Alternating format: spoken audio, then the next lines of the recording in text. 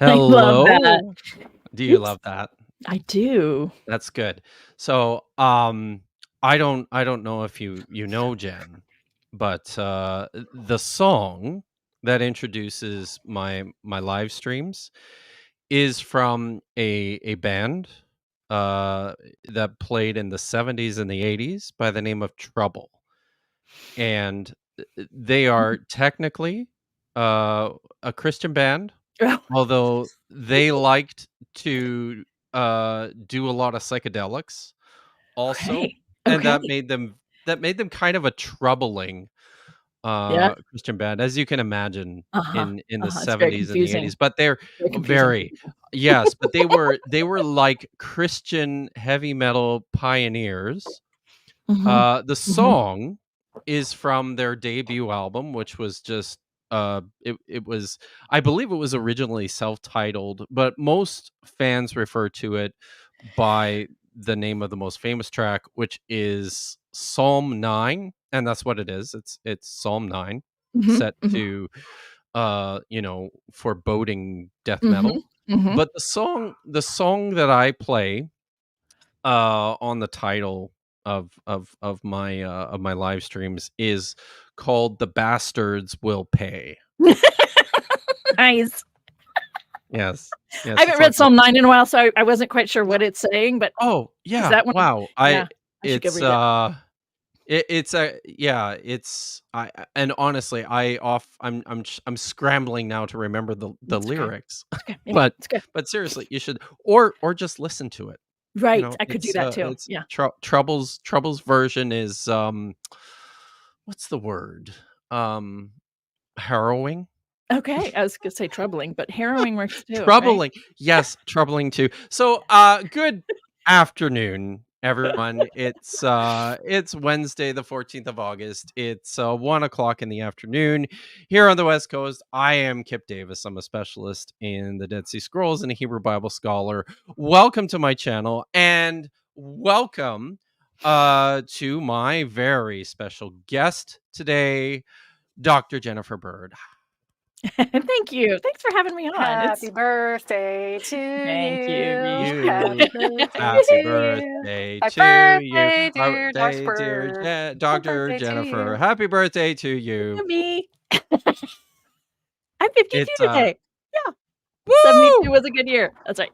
I Awesome. think I'm trying to like poke holes in the stupid thing about not talking about your age and your weight, all that stuff. I'm like, dude, I'm pleased to be here still. You know what I'm saying? Very So nice. Very nice. So yeah. and of course, as always, my good friend and my producer, Vishanti, Indeed. is here with us, Woohoo. fresh off of Mm. a very exciting sounding protest It was, that yeah. Mhm. Good she was day. involved with yesterday, Mhm. Yep. and with the with what's the word I'm looking for, with the receipts. You've got Indeed. that Yeah, sunburn. fabulous Yeah, sunburn it's worth for it. us today. So that's sweet. That's awesome. Mm. So I got a do you want to big jar of refrigerated aloe vera gel that I Mm. put on every few Indeed. hours and like sit in front oh of I'm the very sure. fans. nice. That's good. It'll be all right. Mm. Excellent, excellent. So um yeah, so Jen Yeah. is for people who don't know, Oh I yeah, don't know of why you course. wouldn't, uh fellow Diablo critic Yes. Yes. from our monthly show, but maybe just give people a rundown of who you are Sure, and what you do. yeah, thank you. I am my PhD is in New Testament, early Christianity, so that's where I started off things, but right out of the gate, I was teaching intros to both testaments. So I dabble in both, and I am interested in bringing critical thinking meets reading the Bible. Very interested in those those beginner conversations. The what are we doing with these texts? What are they actually saying versus what we think they say? How do these ancient themes and subjects and ideas still permeate our thinking today? All kinds of things along those lines is what I'm interested in. And I happen to bring certain lenses like a feminist lens and the Yeah. political lens, post-colonial, which was informed for me around post-colonial lens. I bring in a materialist lens, as in how do these texts become materialized, take root, take apart? Do they become embodied in our communities? And our lives and our thinking. So those are the lenses that I bring to reading the Bible, and that's a And breakdown of that what I do.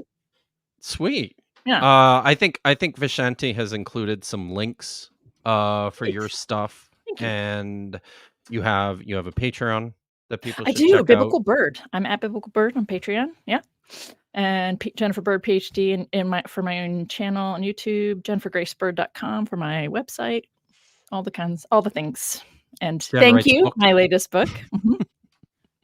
so it's a very good book. I quite like Thank it. you. It also Um, directly relates to what we're talking about today, so that was yeah, it appropriate, does. right? Yeah. It does. This is why you're here today. Mm, So, just to kind of give a rundown yeah, yeah, we're of doing what's happening. And yeah, people, so just what we're doing today, we're taking a look at a video that I encountered recently on the topic of the story of David and Bathsheba from the from 2 Samuel chapter 11. Sorry, it Mhm. looks like I accidentally locked my wife Mm. out of the room, so she's Do you need to breaking in right now. do you So need to no, go let she her in? she she did it. Okay, Way to good. go, honey. So, um, but yeah, yeah. So Da-da-da. it's a bit unnerving. I gotta tell you, I'm not gonna lie. Uh, so anyways, we're gonna watch a video today about the story of David and Bathsheba. Um, we're gonna eh, answer questions as Mhm, people have them. okay. I think there's a lot that you and I both will have to say about this presentation today, and we'll see how this goes. Yeah. Um, the I think we might as well just dive in. Before we do, hey Vish, do you have the picture handy that you can throw up on the screen? I just really thought that everybody needed to see this, Yes, I forgot to add it to right? my I yes. know. I Robert Yes. Williams did that for us. Isn't it Yeah. beautiful? Isn't I it just lovely? Really, I do like his rendering of you. That's Dr. Kill. Yeah, oh, that's it's incredible. I was very excited to see that yesterday. little I don't Dead Sea know if Scroll on there. I mean, what's not to love here? that's from the Temple Scroll, by the I way. lovely, as it should be, right? Yes. Yes. Of course. And the little the individual card that he made for me, I've Mhm. posted it's posted on Twitter so people can check that out. Yeah. But I think my favorite thing about it is on it's tiny. It's on like Mm. the right-hand side. It's tiny right at the Oh, bottom just underneath my name. Now yeah. now things are falling down off the shelves in I my didn't see office. It's yeah. it's not on that one, Vish. It's on the actual card.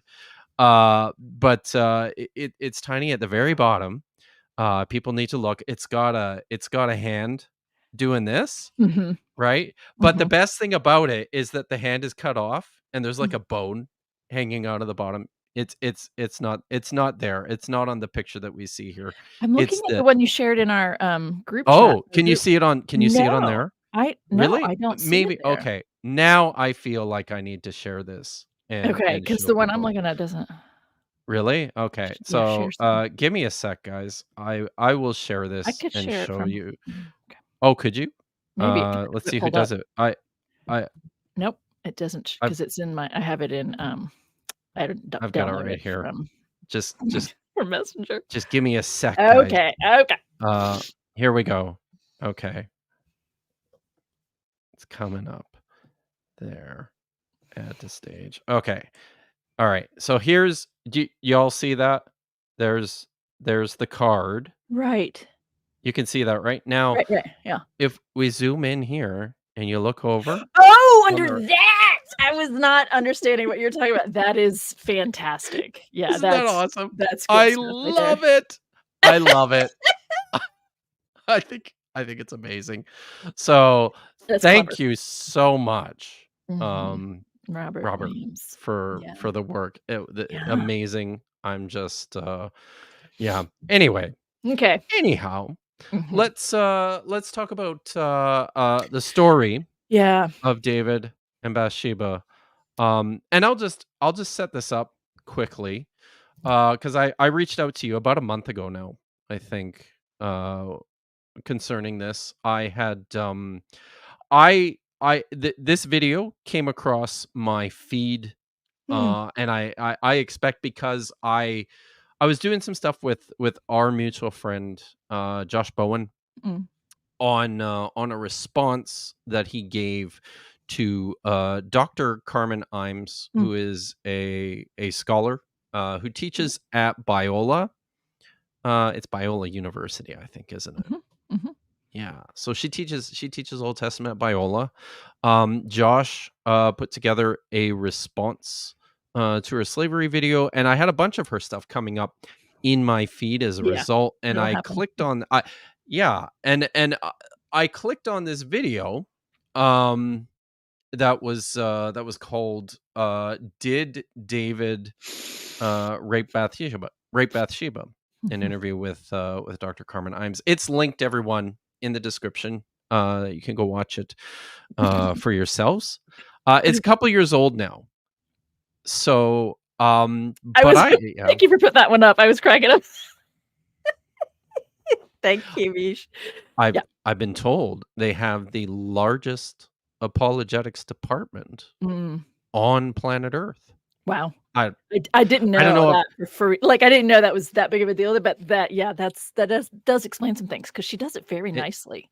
Like, she sounds very, very calm and very respectful, and I do agree with a oh lot of yeah, the things she says, and that's what's this so is the thing, right? powerful about it. Yeah, yeah. Yeah, and as we get into this, I Mhm. think I mean, one of the things that I really want to highlight is, on first viewing, there was a lot of my first reaction. The video appeared on a channel called Remnant Radio that I hadn't heard of before.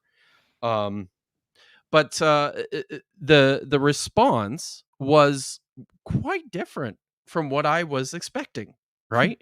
At the outset, and in a good way. In a good way Hmm. at first. So I want to, as we go through this, that's one of the things I want to do, is like credit where credit is due. Mhm.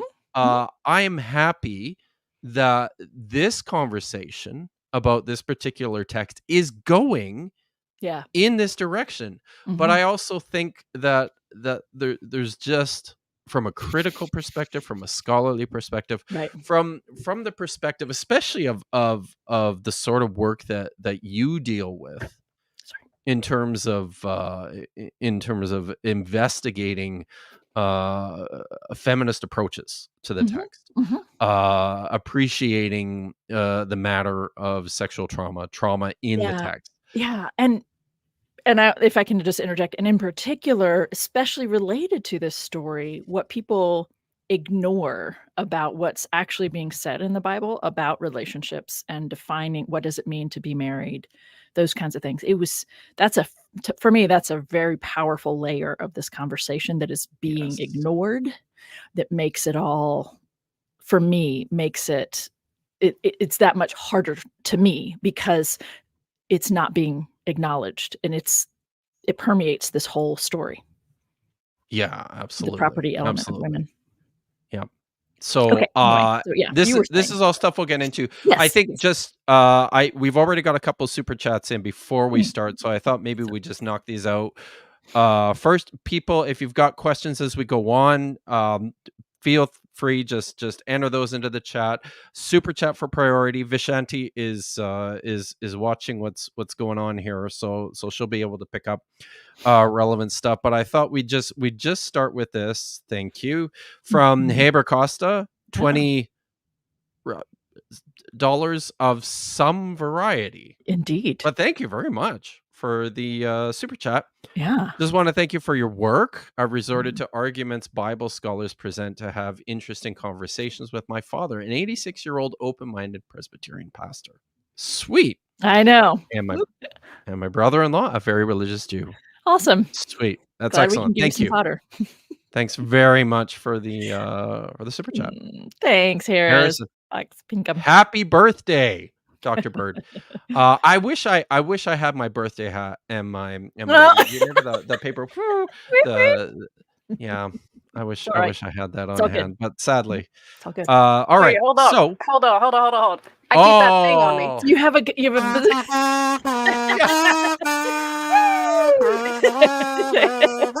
Thank you. woo! I mean, you already said it. Thank you. Any more? Thank you. Yeah. Okay. Now let's watch a video. Hey, everybody, welcome to the wonderful world of Remnant Radio. Today, we're talking with Carmen Imes. We've got an exciting program today. We're going to be talking about David and Bathsheba, a lot of controversy surrounding this. Stay tuned. It's going to be a great episode. You are watching the Remnant Radio, a crowd-funded show where we interview pastors, teachers, historians, and theologians from different churches and denominations. My name is Joshua Lewis, and this is my co-host, Michael Roundtree. Together, we want to help you break outside of Hey, your theological can you echo pause chambers it for if a you're sec, interested in learning Vish? about history, theology. I just wanted to point out, and I wanted to include that little bit from the intro, because I don't know if you were paying a lot of attention, but I was focused on some of the footage of some of the previous guests that they feature on the show. NT Wright was there, Michael Heiser, bunch of Christian apologists like Mike Winger and Craig. What's that guy's name? William Lane Craig. Craig That's it. Evans? Oh, No, I Oh, didn't see Craig Evans, but Okay. I saw William Lane Craig. Another guy who does a lot of stuff with Dr. James White. The have you heard of Dr. James White? maybe. Yeah, he does a lot of Reformed theology stuff, but I think it just kind of gives a good flavor of what this show is that I had not really heard of before. But I just wanted to include that just to sort of I think it's respectful. I contextualize appreciate that. where we're going here. All right, let's go. Theology or the gifts of the Spirit. This is the show for you. The conversation of David Bathsheba came up, and it seems like it makes its Twitter rounds. Like, I don't know, once every 2 months or so, people get all up in a fuss about, did David rape Bathsheba? Was it an abuse of power? Or did the Bible view this? Did God view this in a different way? It's just, how should we understand? Was she being a seductress on the rooftop saying, hey, David, look at me, like, what's going on? Anyway, so Dr. Imes, Carmen, had some really fascinating insights on that. Carmen, what's the initial interpretation that you have of this text? Because this passage, often people will take and say, look, David's the king. He sent messengers to her. He exerted his authority and power over her. She wasn't going to say no to the king. That was for sure a death sentence if you say no to the king. But then others will say, but Bathsheba's not entirely free of guilt either. It seems as if she's intentionally positioned herself on this rooftop and exposed herself to the king. She knew that the king lived so close. She knew that she's intentionally enticing and seducing the king. I want to kind of get your insights on this. Yeah, so maybe let me say very first off, this chapter and this story is not the heart of my own research. So I'm coming to it, maybe like many of you, just trying to be a careful reader of scripture. This wasn't my dissertation. So the first thing we notice right off the bat is that David has sent his army out to battle and he stayed home. As the narrator tells this story, it's a very matter-of-fact style of narration. We don't get little comments throughout saying, oh, and this was a bad idea, or this was a good idea, or wow, isn't he great, or wasn't that awful? The narrator is just telling us play by play what happened and expecting that we will draw our own conclusions about whether it's a positive thing or a negative thing. Let's really pause a there. brilliantly told story, but All right. Any initial thoughts about what she said, what they had to say about the story? Yeah, I think, right off the bat, I'm thinking, okay, I appreciate that, as they're saying where this is coming from in particular in this context, because they're responding to, oh, you said this is 2 years ago, but even then, some of the Southern Baptist Convention content was, up in the air, and that's part of what is evoking this kind of a conversation. But I just want to say, I understand when people want to look at, did she do something or did he do something? But we really need to take the dynamics of interpersonal relationships and not just, this isn't just a couple, and it's not just a king and a woman, and it's, all of the language, all of the conversation here around the role of a woman and whether or not she has a voice in her own, what happens to her, all of those things. Like, we're really downplaying it if all we're doing is looking at the story. We're not, there's it's up from the beginning. I just want to say there's a lot missing in our analysis if all we're doing is looking at the story. Does that make sense? Yeah, no, I Maybe. agree. And Yeah. I think that's and that's really the direction that I It's think kind of the I whole, want to go yeah, today, right? right. I did want to say something about the first couple times that I listened to this, and she talked about how the story just presents a very matter of fact it doesn't go Yeah. into details. It's just this is what happened and this is what happened. Right. I think it's important to point out, and maybe you have a couple things to say about this too. But some of the things I want to point out right away is I think this could convey the sense that this is somehow a different way of telling stories in this part of the text, what we call the Deuteronomistic history, when really it's not. Right. And Yep. and I would agree. I think what's happening is that, and she'll make this point again, but like this is very, in my opinion, really artful storytelling. It's excellent storytelling. On the part of the author. You might disagree with that. I do, but I want to hear you out, and I have Okay. probably have a different reason for why I think what I Okay. do. So it's fine. All right. So, in terms of crafting a narrative, I think there's a few things going on where the author is setting things up Mhm. through strong implication Mhm. that are going to be picked up by the audience, right? Right. In such a way that the dramatic tension is increased. And that's what I mean when I say I think there's Mhm. some clever things taking place within the text here. However, with that being said, I would absolutely disagree that the author is just leaving it up to the audience to determine who's doing the right thing and who's doing the Mhm. wrong thing Mhm. here. Mhm. Mhm. And this is part of like understanding and knowing where this text comes from and the Mhm. background and the rest of the Deuteronomistic history, right? Mhm. What the only reason I disagreed with your initial comment about it being fantastic storytelling, I think it is interesting. I think it is very, very good storytelling. I'm not challenging that. What kind of happens for me in general is we have 4 verses, maybe 5 at the very beginning of this chapter that tell that happened on, in the spring, like in the spring of the year when people are supposed to go to battle, David stayed home. Like that's really clear that he was supposed to go, right? But we have 4 verses telling how he sees her, he sends for her, he hits that, he sends it home, she gets pregnant, and boom, that's it. And then the rest of this chapter and a half is about David, right? So it's like, it's storytelling for men by men. Like, and that's fine because that's what the Bible is, right? Like, I get that. But in terms of like good storytelling, it doesn't work for me because the woman is, blah, blah, blah, blah, blah. But in their context and what it is accomplishing, I agree with you. Does that difference Okay. qualification make sense? No, that helps. I just, before we continue, I just wanted to note that one. Although I'm very happy you're here, Jackie. But I did just want to point out this is Looking at her when our she was friend Matt. seducing you. That's hilarious. It is good. Matt's here. Good to see you, Matt. I didn't see Matt was here. So Hi, we have missed you Indeed. terribly. I Bible hope was written backwards. that you are recovering. Oh yeah, unofficially. You got it. 2.5 of us, 2 and a part of us. It's always good to see Paula Gia Wow, here Paul too. Oki is here. I'm so honored. Well, I guess anyway. Okay. So yeah. Awesome. Okay. All right. Well, let's continue. The brilliance of that telling runs the risk of us filling in the gaps in the narrative in ways that are not consistent with ancient Near Eastern culture or with the literary design. We all come to the text with our own presuppositions. We've seen pictures, maybe like artwork of this scene.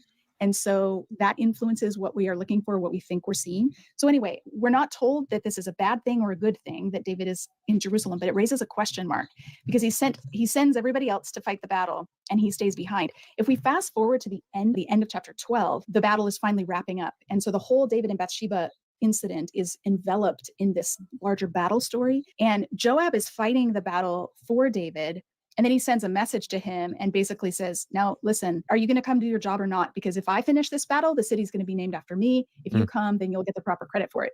So if we've been suspending our judgment over whether it was good or bad for David to not be there on the front lines, then at the end of the whole incident, the narrator's helping us see, oh, this was actually kind of dishonorable that David's been hanging out and letting his army do the dirty work for him. All right. Thanks, Yeah. Fish. We've already made that point. Yep. Yeah, I think we already made that point. I did want to say something else though, point something else out. I think I mentioned this to you last week. In preparation for this stream, I actually started. I've never seen it before, but I actually sat down and watched the 1951 Hollywood classic David and Bathsheba. I don't know. Have you seen it? I don't think I have. Yeah, I watched a whole bunch of Jesus films at one point, teaching a Jesus, but I don't think I've watched. Yeah. Mm-mm. It features some pretty pretty interesting costuming choices, like for instance this one. Nice. I thought was just very. Excuse me, what? Are you kidding me? Sorry. It's not funny. It's not funny at all. It's not. Especially It's not. given it was 1951, you said, when this was filmed? Yeah. Now, Just in I- case like, you forgot this is not yellow. that David's the Judahite king, Right, Judahite Jew. right, They put a big right. old star on put a it, big old just so you don't star. forget. Mm-hmm. He's Oh. wearing his own namesake. Yep. So, I actually wondered if part of the rationale for doing that in the first place had to do with some of the, I don't know, just maybe the excitement about Israeli independence in the 1950s. I don't know, guys. I don't know, but it was Who was the director? that was a Like, choice. Yeah, it was a very Right, intentional yeah. choice. Yeah. Yeah. Makes me So- wonder. Yeah. Anyhow, yeah. All right. Well, maybe let's look at what is it? It's called self-promotion. David's about that grind set. All right. Anyways, I did bring the movie up because it's not, and people, I don't recommend watching this film. It's not great. By like that's how they'll put King David into the MCU. Yes, that's how it's gonna happen. So even by like classic 1950s standards, I don't think it's a very good film. The pacing is really poor. The storyline itself is weird because they've tried to condense kind of like a retelling of the life of David into the context of this incident. But there's some Yeah. I guess on that sense it is interesting, but there's some interesting choices in terms of the storytelling. Peer-reviewed grind set consensus. So there's some interesting storytelling choices in the film. I'll mention those as they become relevant. So maybe let's take a look at the next segment here. One of the things I've heard so many times about this story, as people kind of retell it, is that Bathsheba was on the roof bathing where David could see her. So I just want us to be very careful to notice that it's David who is on the roof. Bathsheba is not. This misunderstanding of the story has been repeated so many times that it's just like part of what we think is going on in the story. And as the logic goes, oh, she's bathing intentionally where David can see her, but it doesn't say that. It says David gets up and walks around on the roof, and from there he sees a woman bathing. Now, there's a couple of things about specifically the city of David archaeology that could be helpful here. So one thing I learned in my studies is that there was no indoor plumbing during this time period. So she does not have a bathroom where she would normally be taking a bath. Bathing did not happen indoors with indoor plumbing. More probably, people did their bathing outside in public at a public pool. Like maybe she wasn't even naked? The text never says she's naked. This is one of those things that I think if we're not paying attention to the ancient context, we're liable to import our own imaginations and our own experiences into it. We all have private bathrooms in our home and we have running water. We would never want to take a bath where someone could see us. And when we take a bath, we're naked. But in ancient times, if people don't have indoor plumbing and they normally bathe at a public pool, then probably they have ways of doing that that are not considered immodest. Either it's not immodest for them to be naked at that pool, or they are clothed while they're bathing. All right, Yeah, let's pause it. Yeah. Thoughts? Well, the same one that she's going to get to at some point, which is the whole framing of any kind of conversation, right? About something that takes place between a man and a woman in a biblical story, or a man and a woman in today's context. Like, the focus goes to, what did the woman do to provoke this? What did the woman do that makes this his reaction? And I get it. That's what people do, but it's frustrating that that's what people do. And she doesn't call that specifically out. She calls out the story, and it's appropriate. It's appropriate to say, let's be clear about what the story actually does say, but it doesn't, like she says, but by the end she says it. It doesn't matter where she was bathing. She was bathing to cleanse herself. And it's the creeper, who happens to be a king, who's the problem. So yeah, just for and I suppose maybe we should have started by actually reading the story. People are pretty, I think people are pretty familiar with it, but I recommend maybe heading back and taking a look. Should we read it just Sure. quickly? Yeah. Just to take a look. Thanks, Vish. Yeah. So I'll just read this here. Do you want me to And of switch course- translations, by the way, because somebody got kind of upset that, like, my translation that I was using, it's not like a casual reading version, it's like more of a study thing, Vishanti so likes some of the the phrasing's a Quran. little weird. Yeah. It's not, I mean, it's not bad. So- It's not, I don't usually just casually read the text, so when I use a translation, know what? it's usually Listen, for like study I like purpose. this version. I think it's Yeah. good for people to hear texts in different voices, I right? agree. That maybe I they're agree. not It's unfamiliar. just, it's a little they're familiar stilted with. to some people, so I know that isn't Sure. their jam necessarily. let's- anyway, But let's go with this, and I'll just read it, okay? Mhm. And it came to pass at the return of the year, at the time when kings go out to battle, that David sent Joab and his servants with him and all Israel, and they ravaged the children of Ammon and besieged Rabbah. But David tarried still in Jerusalem. And it came to pass one evening that David arose from his bed and walked upon the roof of the king's house. And from the roof he saw a woman bathing, and the woman was very fair to look upon. And David sent and inquired after the woman, and one said, Is not this Bathsheba, the daughter of Eliam, the wife of Uriah the Hittite? And David sent messengers and took her, and she came to him, and he lay with her, for she had purified herself from uncleanness. And then she returned to her house. And the woman conceived and sent and told David, and said, I am with child. And David sent to Joab, saying, Send me Uriah the Hittite. And Joab sent Uriah to David. And when Uriah came to him, David asked how Joab did, and how the people did, and how the war prospered. And David said to Uriah, Go down to thy house and wash thy feet. And Uriah departed out of the king's house, and there followed him a portion of food from the king. But Uriah slept at the door of the king's house, and all the servants of his lord, and went not down to his house. And when they had told David, saying, Uriah went down to his house, David said to Uriah, Didst thou not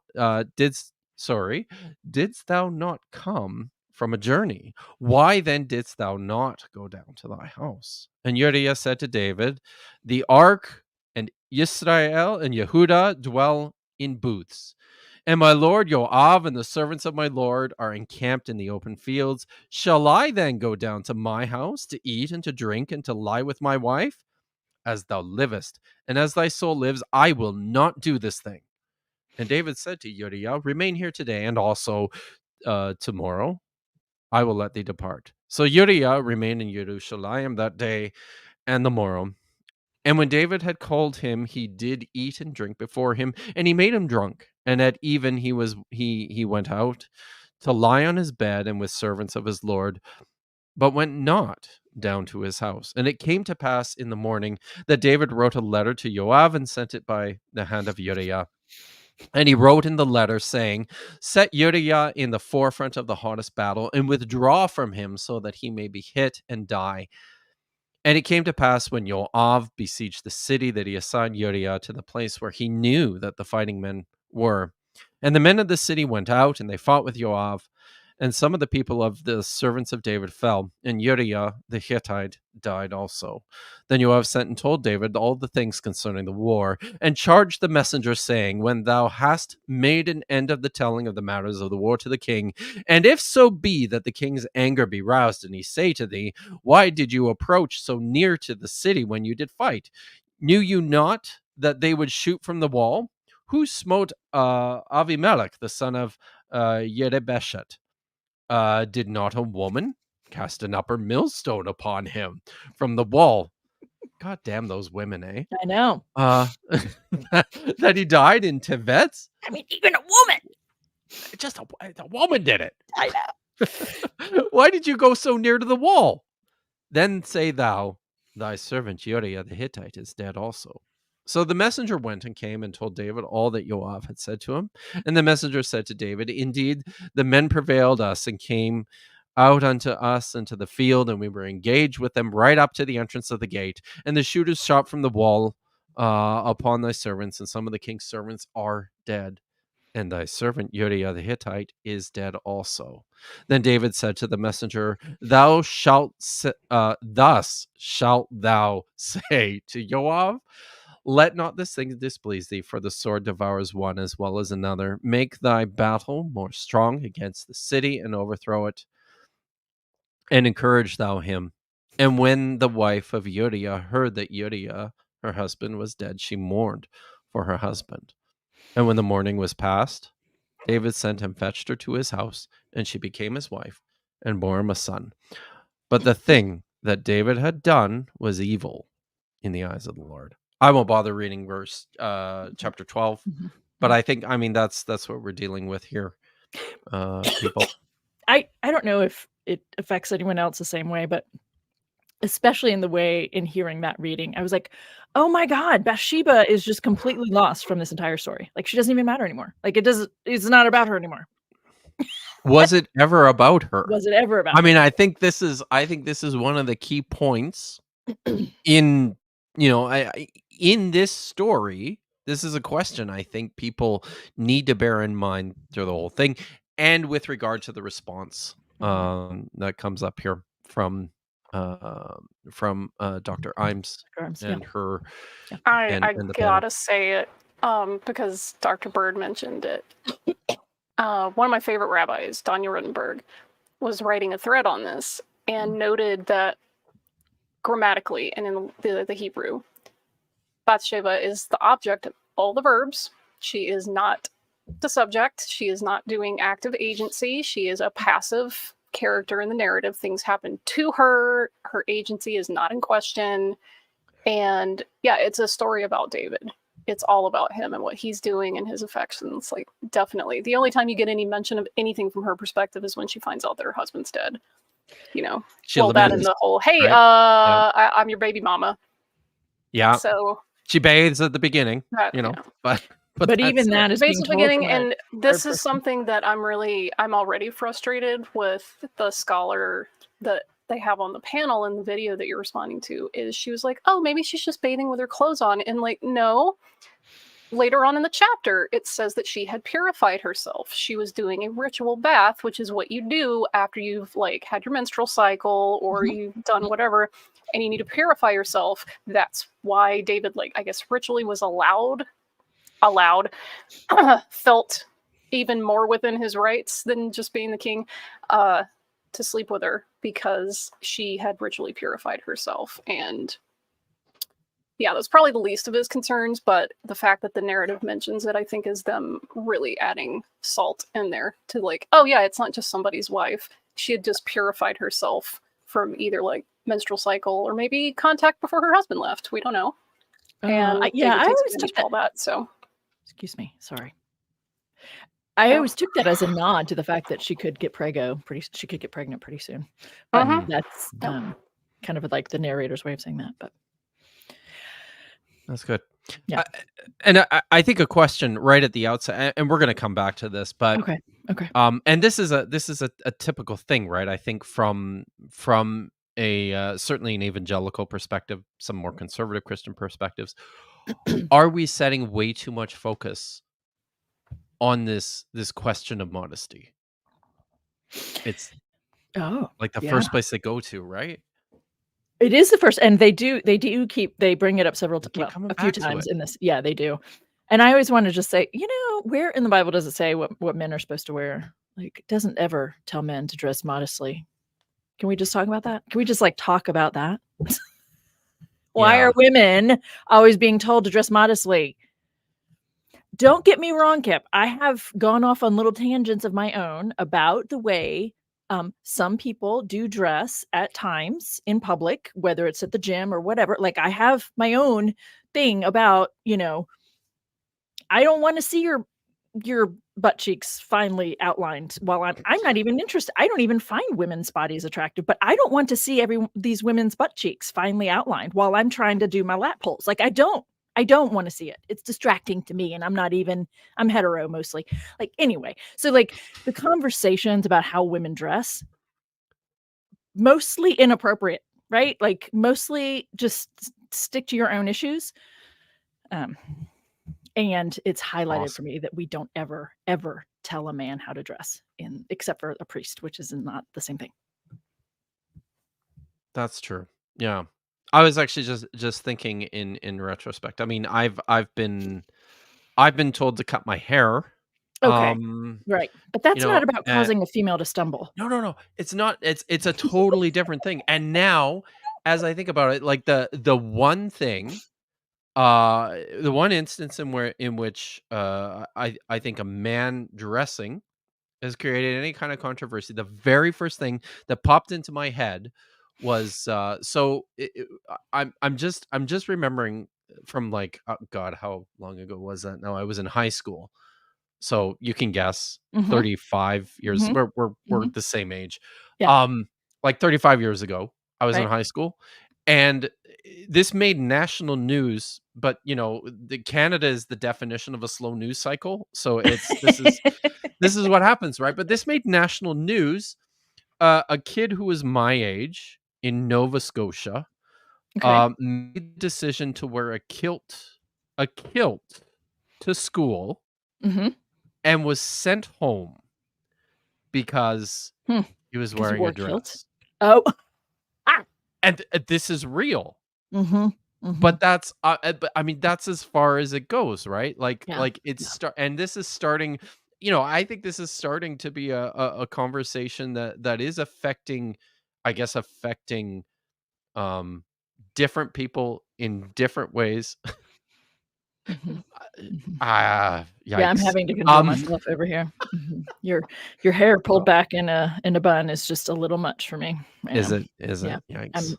Lots of self-control. I'm Pauline. I could just turn the camera off. Yeah, I that'd be guess we helpful. could do that. So, Just anyways, focus it but on the I vacuum. think,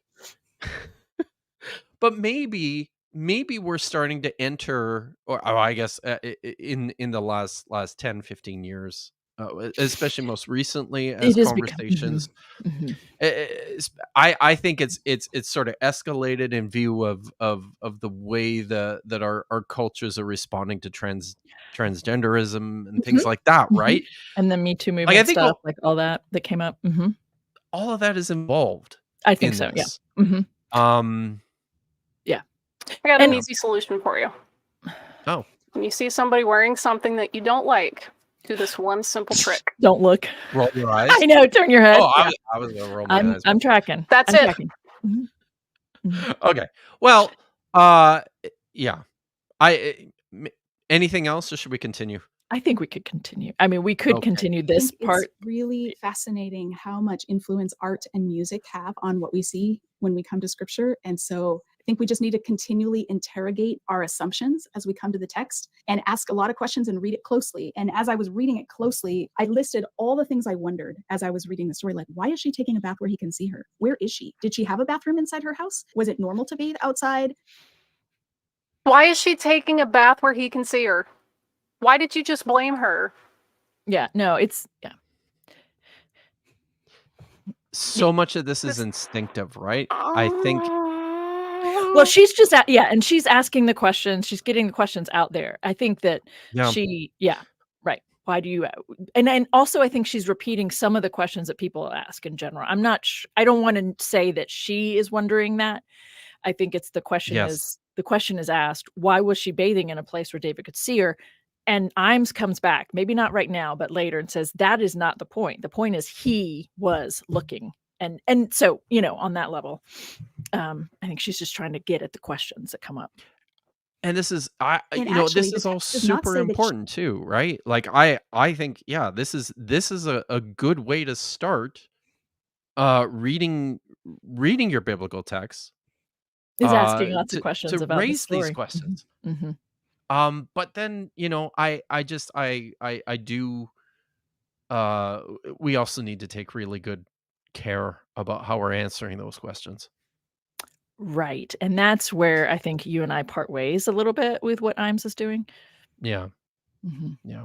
All right. So let's. She was outside. So it's even possible that she's indoors, but because of his vantage point, he can see through a window. Perhaps there's a sense in which, because he's in the palace and he's walking around on the roof, which would have been taller than all the other buildings, there really isn't a great way to shield yourself from the eyes of the king. These are all just fascinatingly stubborn views of what happened. And I think, Michael, what you said is so interesting, how different periods of time have tended to either vilify Bathsheba or see her as a victim or see her as a heroine or innocent. Like each time period has its own sort of cultural mores that play into how we see her, and often reading into the text that's not there. So we're told the woman was very beautiful. We're not told she was naked. We're not told she was gazing at him or trying to allure him. And yet often artistic depictions will make it seem like that.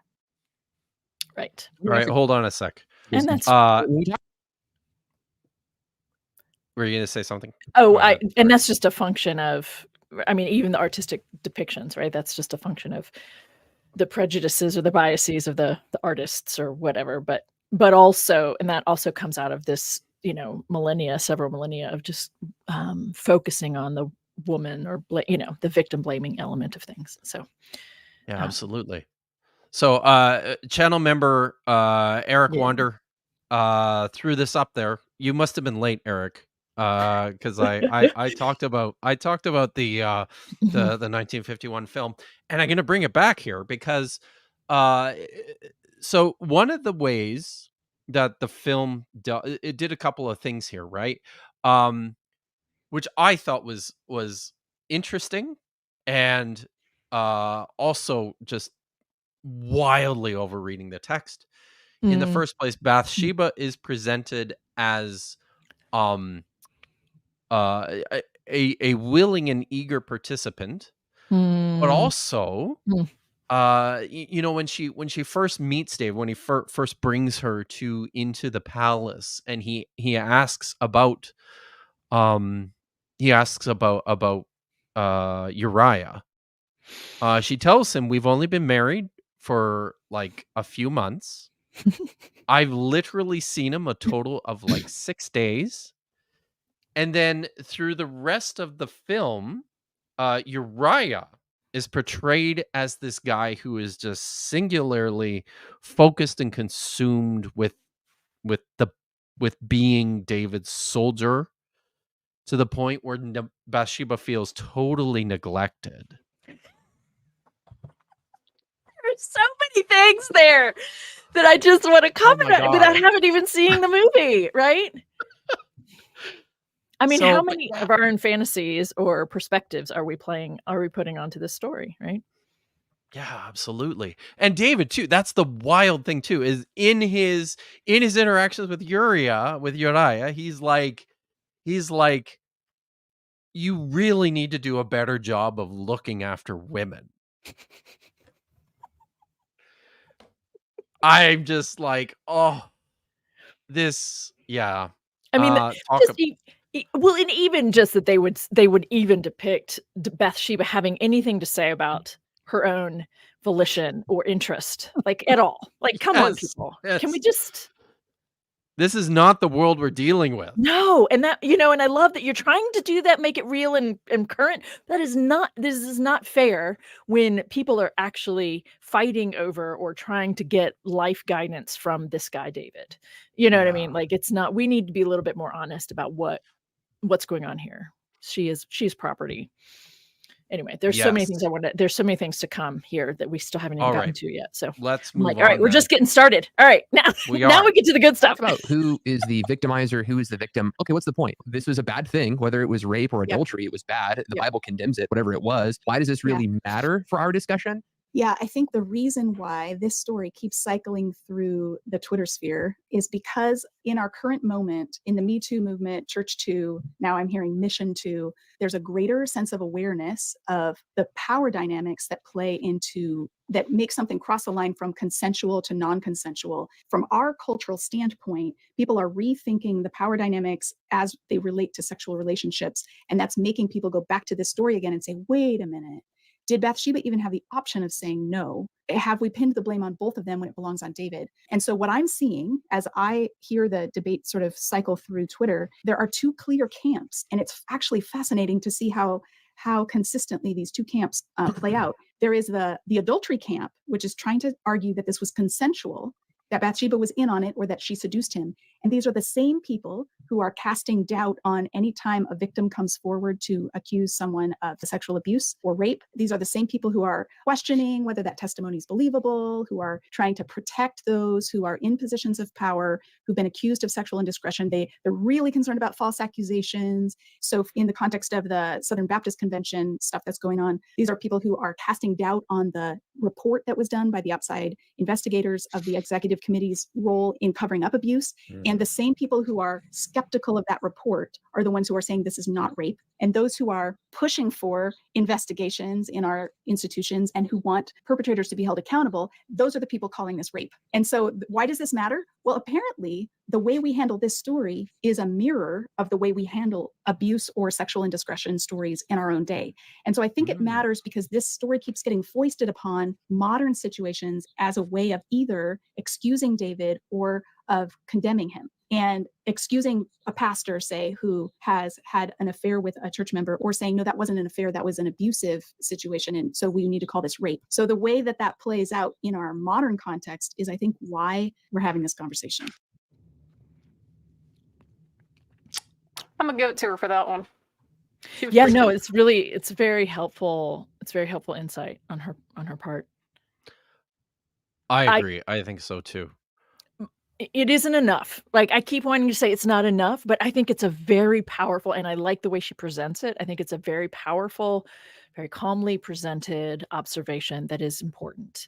And all of these conversations in my mind need to be also girded with this, but there's more going on, both in terms of David's story and and have any of those people who were saying it's adultery just stopped and spent any time trying to put themselves into the shoes of Bathsheba, like any time at all whatsoever, right? And like how this whole thing actually, as described, who cares if it's historical, as described, how that actually played out for her. Has anyone ever stopped to think about what it's like for her to have been forced to become his next woman? And I want to bring up the conversation. I want to bring up the language that's being used in this whole story, and then the way the interpreters and the biblical scholars are talking about it. When we use marriage language to talk about Uriah and Bathsheba, and she is his woman, she's not his wife, and he is her man, not his husband. And this husband-wife language is bringing in a layer of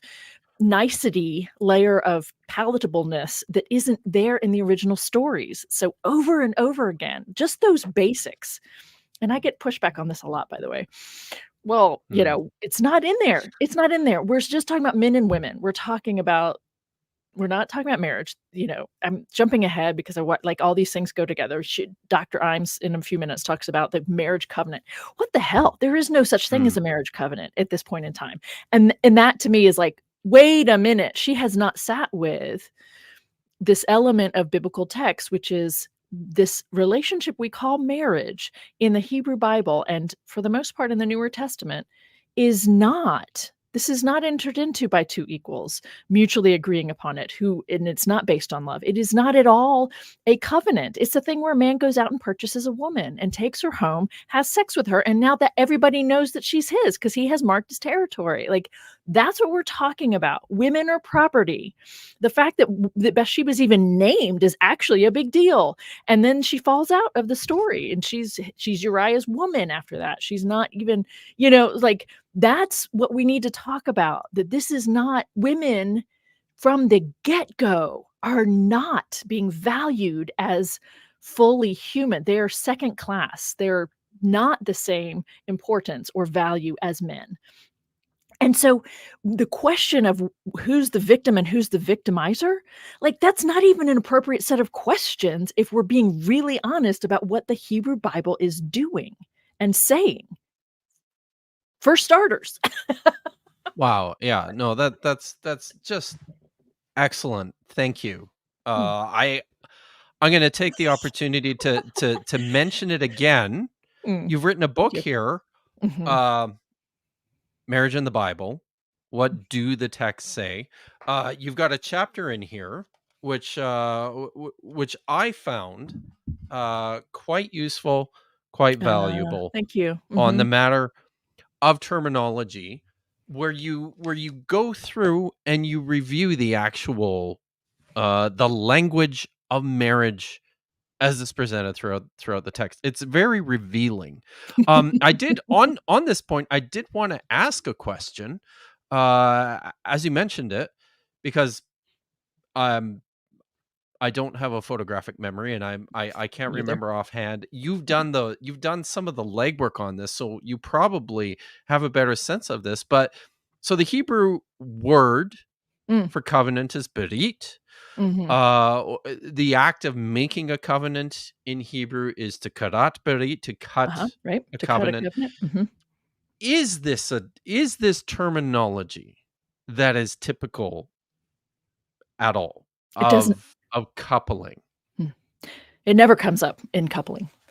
It does not ever come up in the stories about men taking women. Never. So let's cutting a covenant is between a man and God, or a people and God. That's it, right? And it's funny. This is a bit of a tangent, but I think you you may have heard me say this before, but I think some of your listeners might also appreciate it. To me, I read this one article. I think it's Eve. I don't know. I don't remember her last. Feinstein, maybe, but she wrote this really fascinating article about purity and the ideas of in the Hebrew Bible laws and narratives around things that make us impure and things that make us pure, and this the purity laws in Leviticus, and how there's this focus on people being pure versus impure. But the category of sexual impurity is never brought into that conversation in terms of the biblical scholarship. But that is the primary thing that makes women impure, is the sexual relationship or some form of sex being done to her.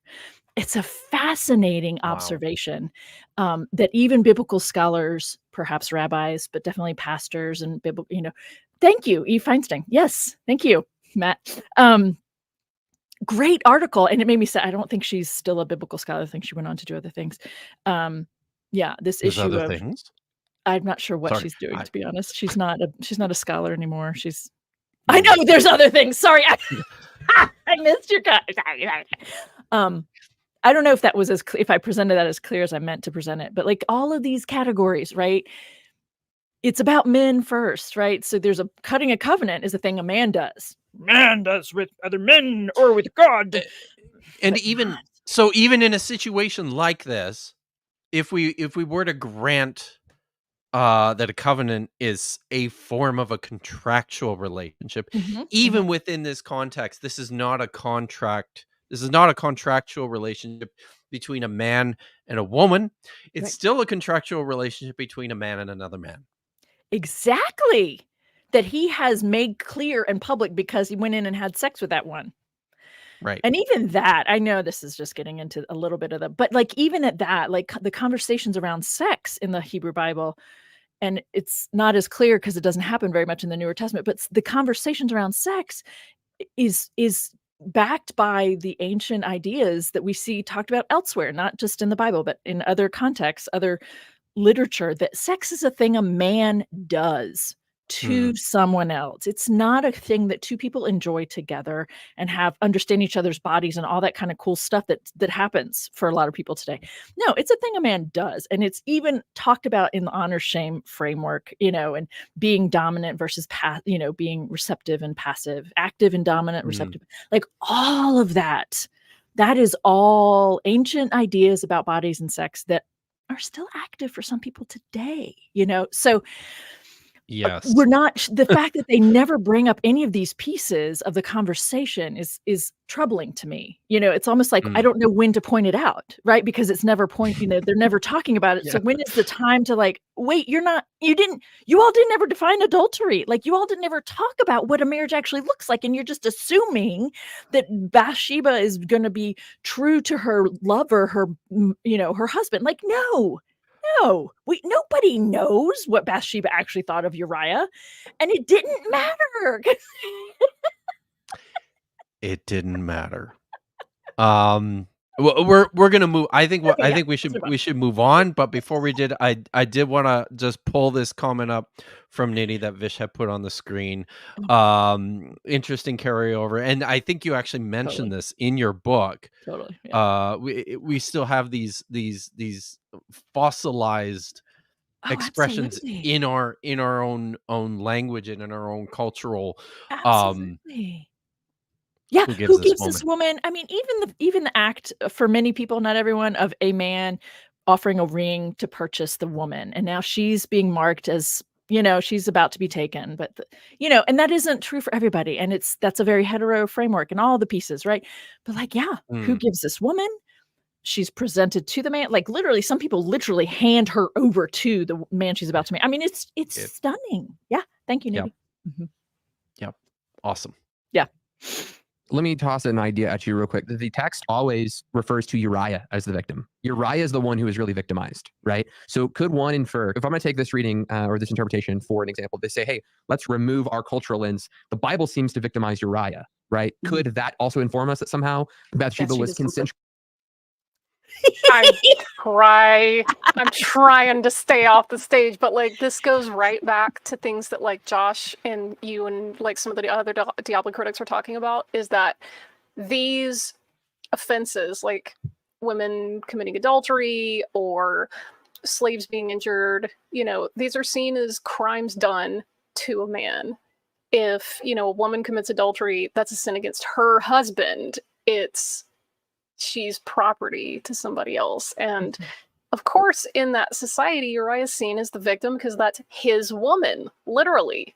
In the text, that's his woman. So these two guys are squabbling over property, and this guy is so close. I hope he's going to get there. He's so close to getting it. And I'm just like, come on, man, just go over the edge. I'm rooting for you. What's this guy's name?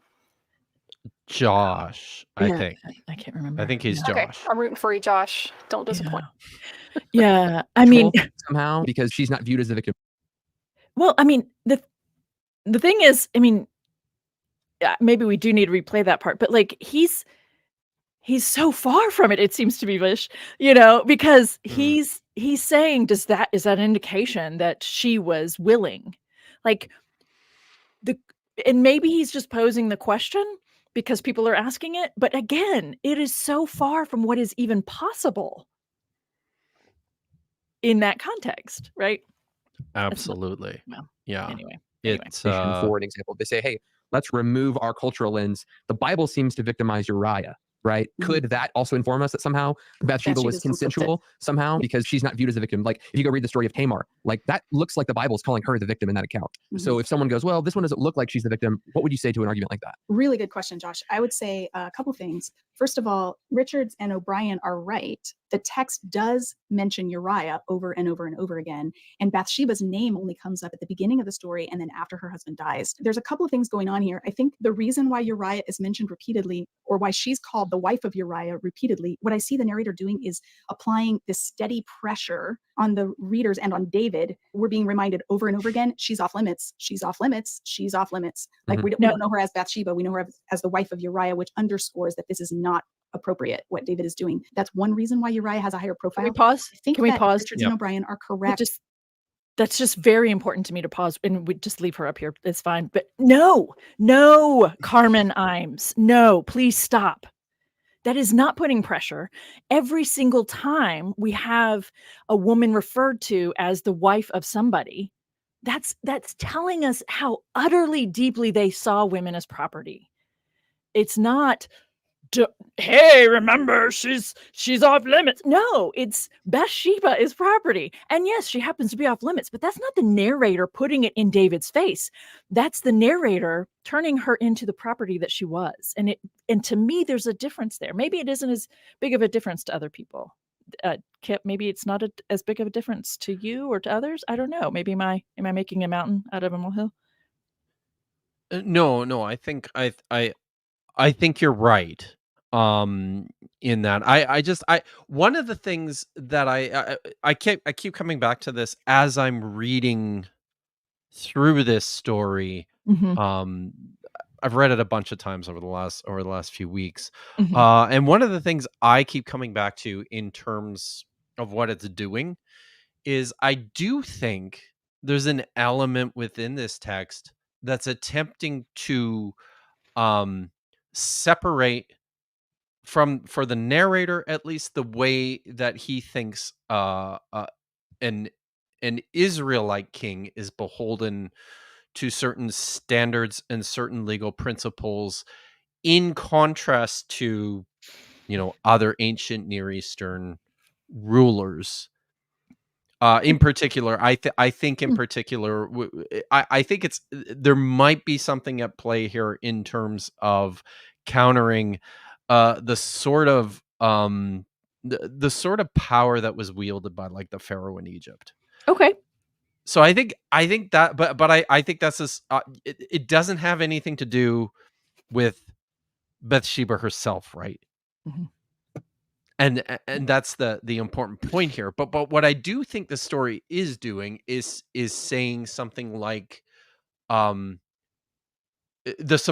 the surprising thing about this story in this context is that Uriah is as much of a victim as he is, whereas a king can. It's sort of presented in these terms where a king is under certain circumstances, a king can do whatever he wants, but Israelite kings can't.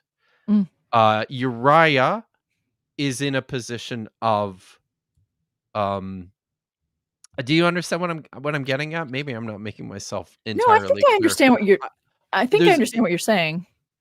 I think this is a story more so about leveling the playing field between a free Israelite man and the king, right? As opposed to, like, I don't know. But I would suggest that the reason that adultery is a problem in the Hebrew Bible, and the reason that an adulterer would, or sometimes the woman who has been adulterated with, they're put to death because they've shamed the man she belonged to. So so from that perspective, I guess that's what you're saying, is that even between the king and a regular person, we're going to uphold this adultery standard. I mean, and the fact is, from my perspective, I still want to just say it over and over. And the woman is property in all of this. She doesn't matter. But if that's part of what is being said, that's interesting too. And also doesn't matter for the bigger picture of what people are asking about it. But I'm trying to hear your point that I think sure, I see your point, right? Yeah, I just can't let go of, like, it doesn't matter, because people And don't really really care doesn't. about David as compared to other ancient kings and the Pharaoh. You know what I mean? Like, Exactly. But I'm trying to hear your point here. Yeah. Exactly. All right.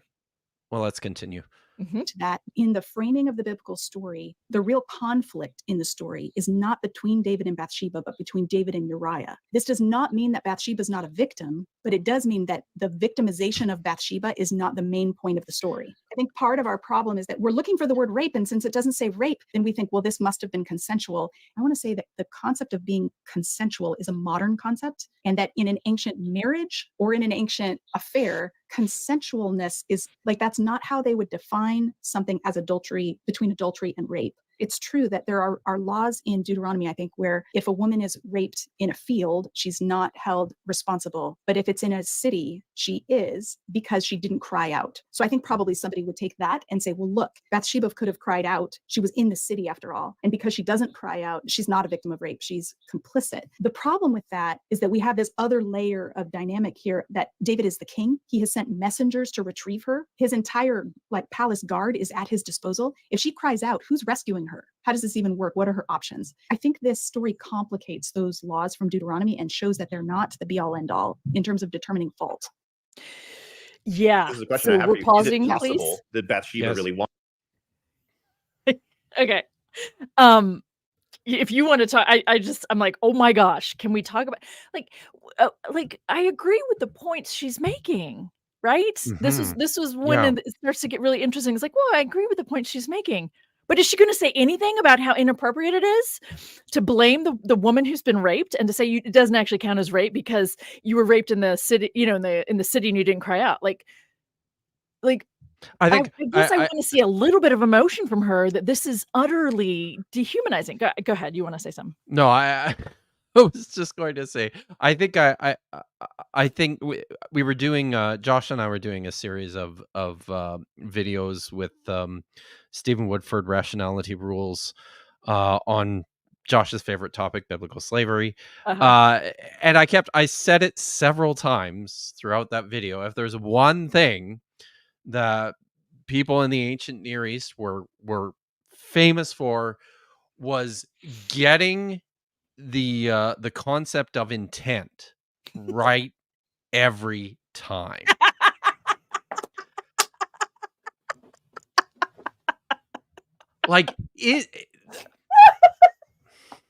Sorry. Is there, and she kind of, and I in the moment, and yeah, it's not the point of the interview, right? But right. Honestly, the way that she just kind of runs over, right? And again, it's just, but this is where I'm kind of camped on in my brain, right? Okay, is there a more stupid, arbitrary measure of determining the difference between what constitutes adultery and rape than location? Oh my God. It's just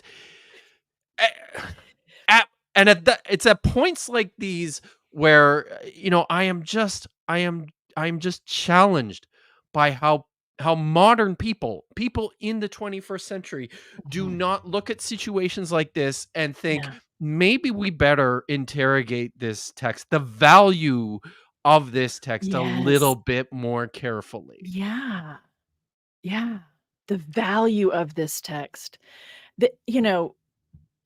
I appreciate you putting up the Ronan comment from a minute ago, because her agency, her voice didn't matter at all. Yeah, isn't indicated having cried out, right? Her agency didn't matter. It wasn't about that. And and I think each point along the way, I would like Dr. Imes to say, the Deuteronomy laws were written by men for the benefit of men. They weren't taking the woman or a woman's participation in any of this into consideration. And I know it's coming up, but It's the gonna come up, conversation yeah. of the 10 Commandments, so I'll just leave that comment for then. But All right. why does she not problematize any of these things? Why have they not even defined what adultery actually is? If you're going to bring up the conversation of saying that, I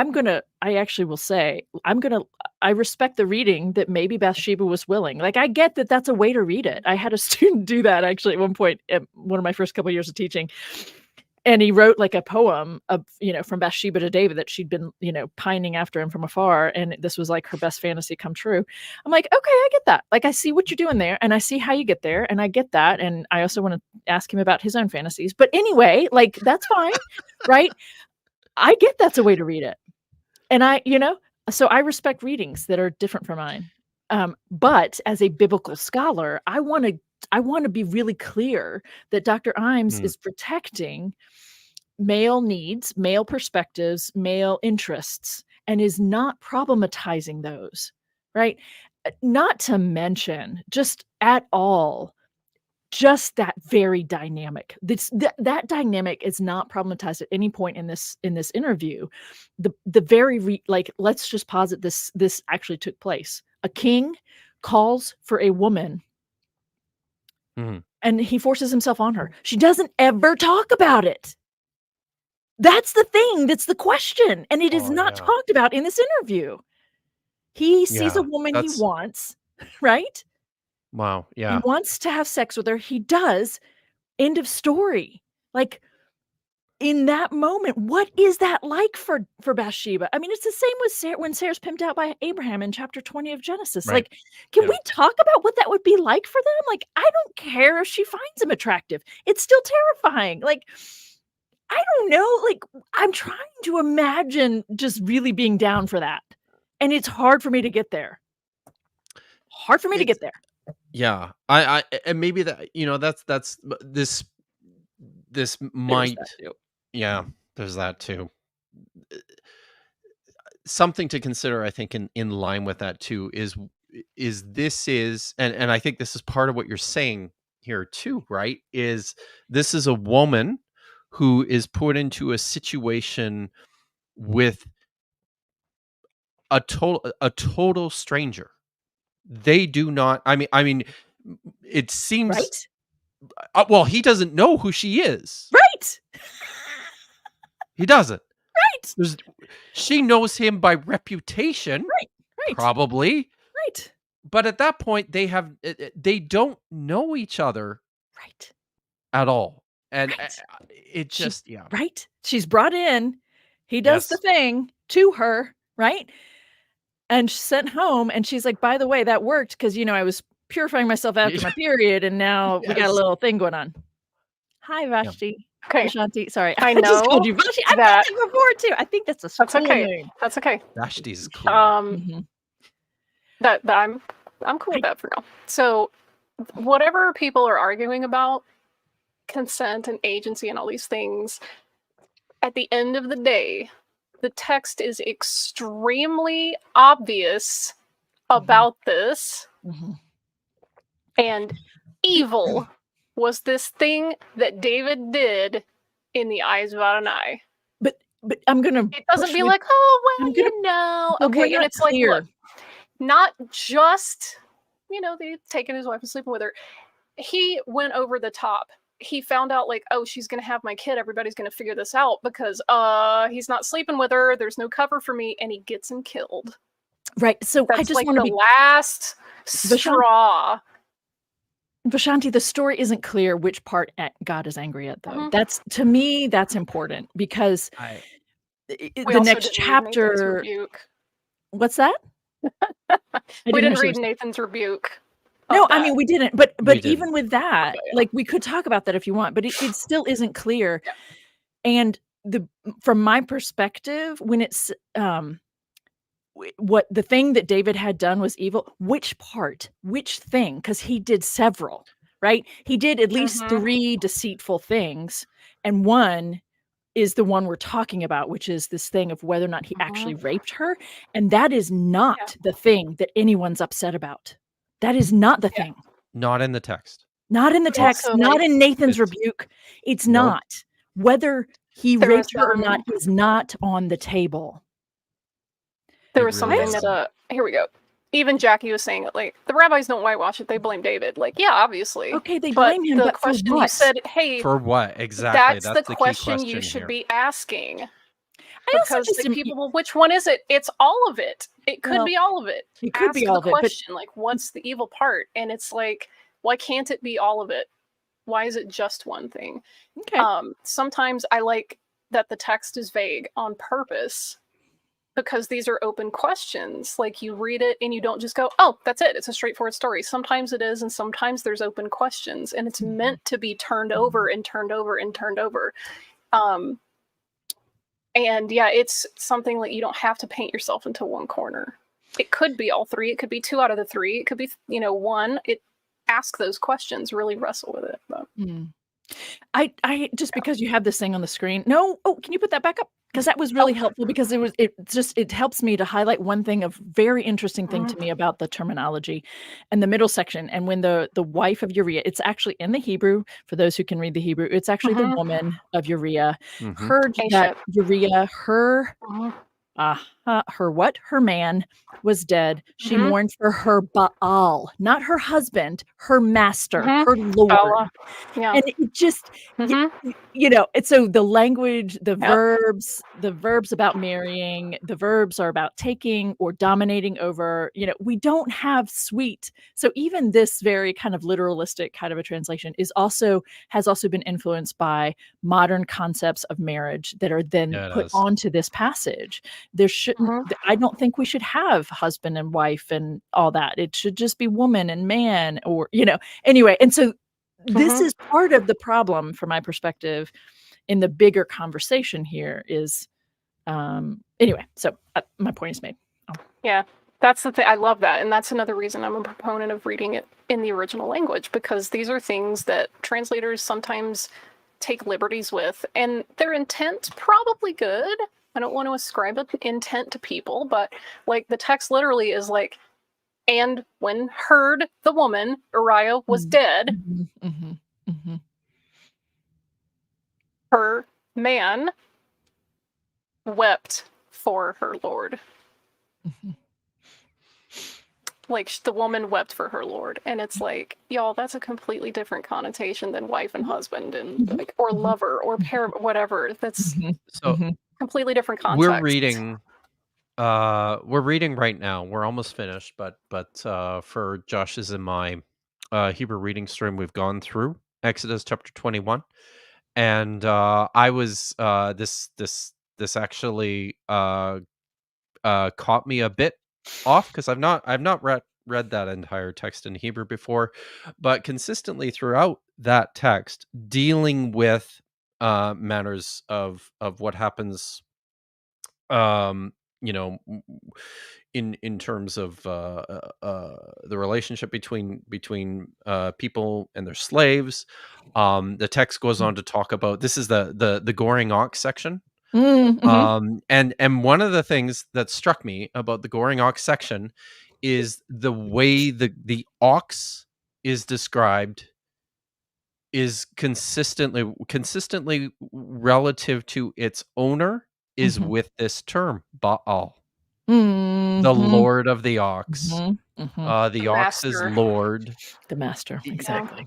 That's right. It's ownership, right? And it's it's weird. It's super weird. To translate in that context, the Lord of the ox. That's right. That's why I prefer master in that particular scenario. Yeah. Right. But then we should be saying was asking like here. landlord or like God, because we use so many of those things interchangeably. But this is being used here now, and that's one of the second most common way to talk about a man to a woman is he is her Baal.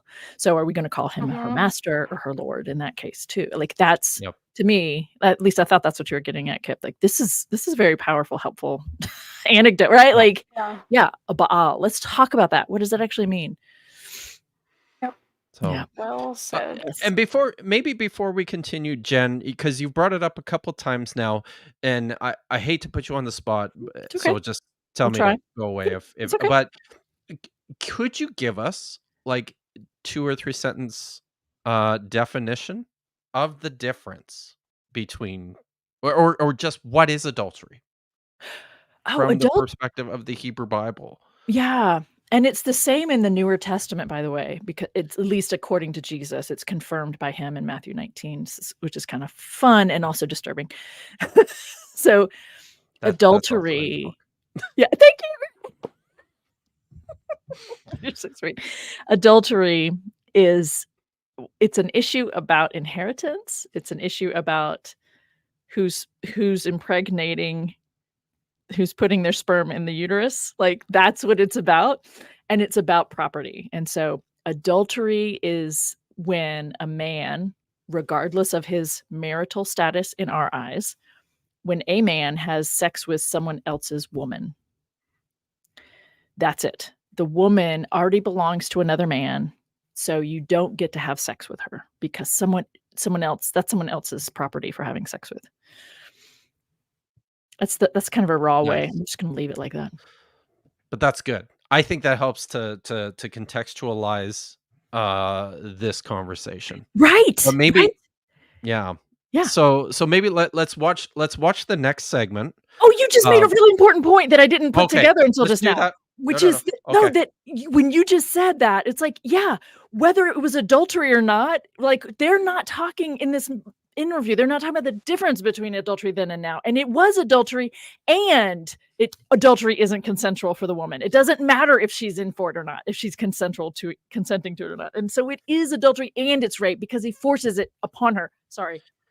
That's very like good. really obvious to all of you, but I just needed to say it because it's the way you brought that together in this moment.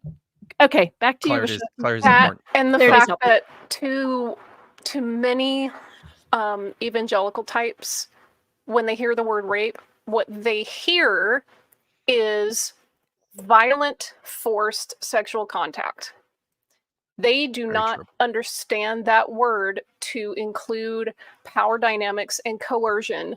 Right. At all. For them, it is extremely limited to violent, forced sexual contact. And so if it wasn't that, it leaves them just that little opening to go, well, maybe she tempted him, or maybe she seduced him, or maybe she wasn't fighting it, or maybe it wasn't, inappropriate, or it wasn't abuse of authority. Like, that is their way in to make those kinds of excuses and defenses. That's disgusting, first of all, but also it really shows you the perspective that this is not something that they consider to be part of their, lives. This is not something they usually run into. They don't know the nuance because they don't have to know the nuance.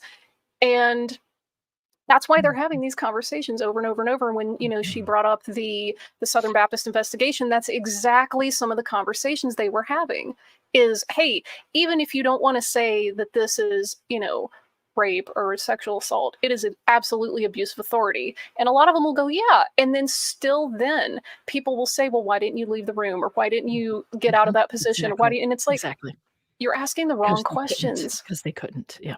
You couldn't. And it's the idea that you can't. It's the threat and the fear of not being able to get out of the situation. That's coercion. That's right.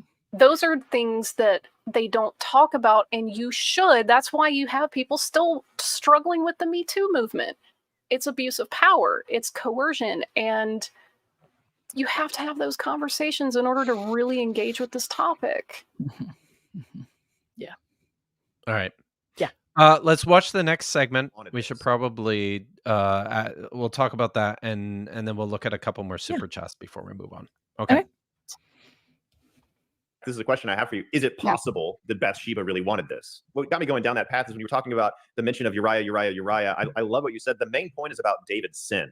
And that's why there's not loads of detail about precisely what Bathsheba was wearing and where she was at, because it's about David's sin. And by mentioning Uriah, I think it's super relevant too, that Uriah was this chief warrior. He was out to battle where David should have been. So so the author's creating this literary contrast of, look at faithful Uriah getting David's back. And then David's not, and so you see this contrast all throughout.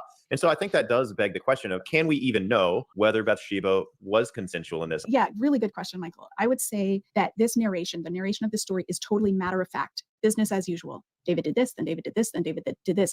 We're not told anything about the interior lives of any of the characters throughout the story. And I don't think that's because the interior lives don't matter. It's because the narrator is trying to draw us in and force us to draw our own conclusions and then so it's like a guess and check system. We think, well, did she want that? And we go with that theory for a while, and then until we run into something that contradicts it. There is a possibility that Bathsheba is favorable towards this idea, but I think there are some clues in the narrative that work against that. At the end of chapter 11, she goes through a period of mourning for her husband. So when Uriah's wife heard that her husband was dead, she mourned for him. After the time of mourning was over, David had her brought to his house, and she became his wife and bore him a son. And then note that we're told, but the thing David had done displeased the Lord. It doesn't say, but the thing that David and Bathsheba had done displeased the Lord. We're only told by the narrator that David had displeased the Lord. Then in the next chapter, the prophet Nathan comes and rebukes David. There's no rebuke for Bathsheba in his message. And in the story that he tells this parable to sort of draw David in and get him to incriminate himself. And in the parable, the poor man who has just one lamb has this intimate relationship with this lamb. It says he raised it and it grew up with him and his children. It shared his food, drank from his cup, and even slept in his arms. It was like a daughter to him.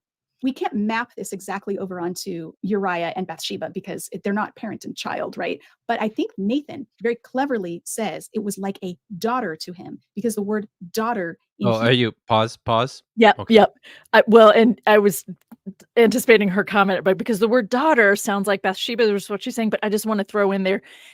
Otherwise it would be bestiality. Like, come on, like, no, what's the other option here, right? Like a woman, like a wife to her, like, no, like a daughter.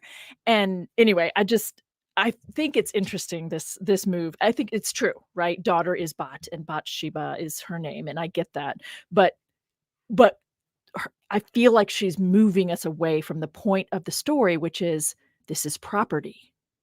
Yeah. The reason the reason this parable works is this lamb is property. Bathsheba is a woman. Women are property.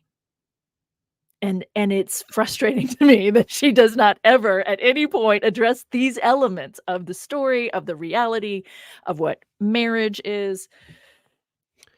I've said it several times. Go ahead. Is part of what they're missing too.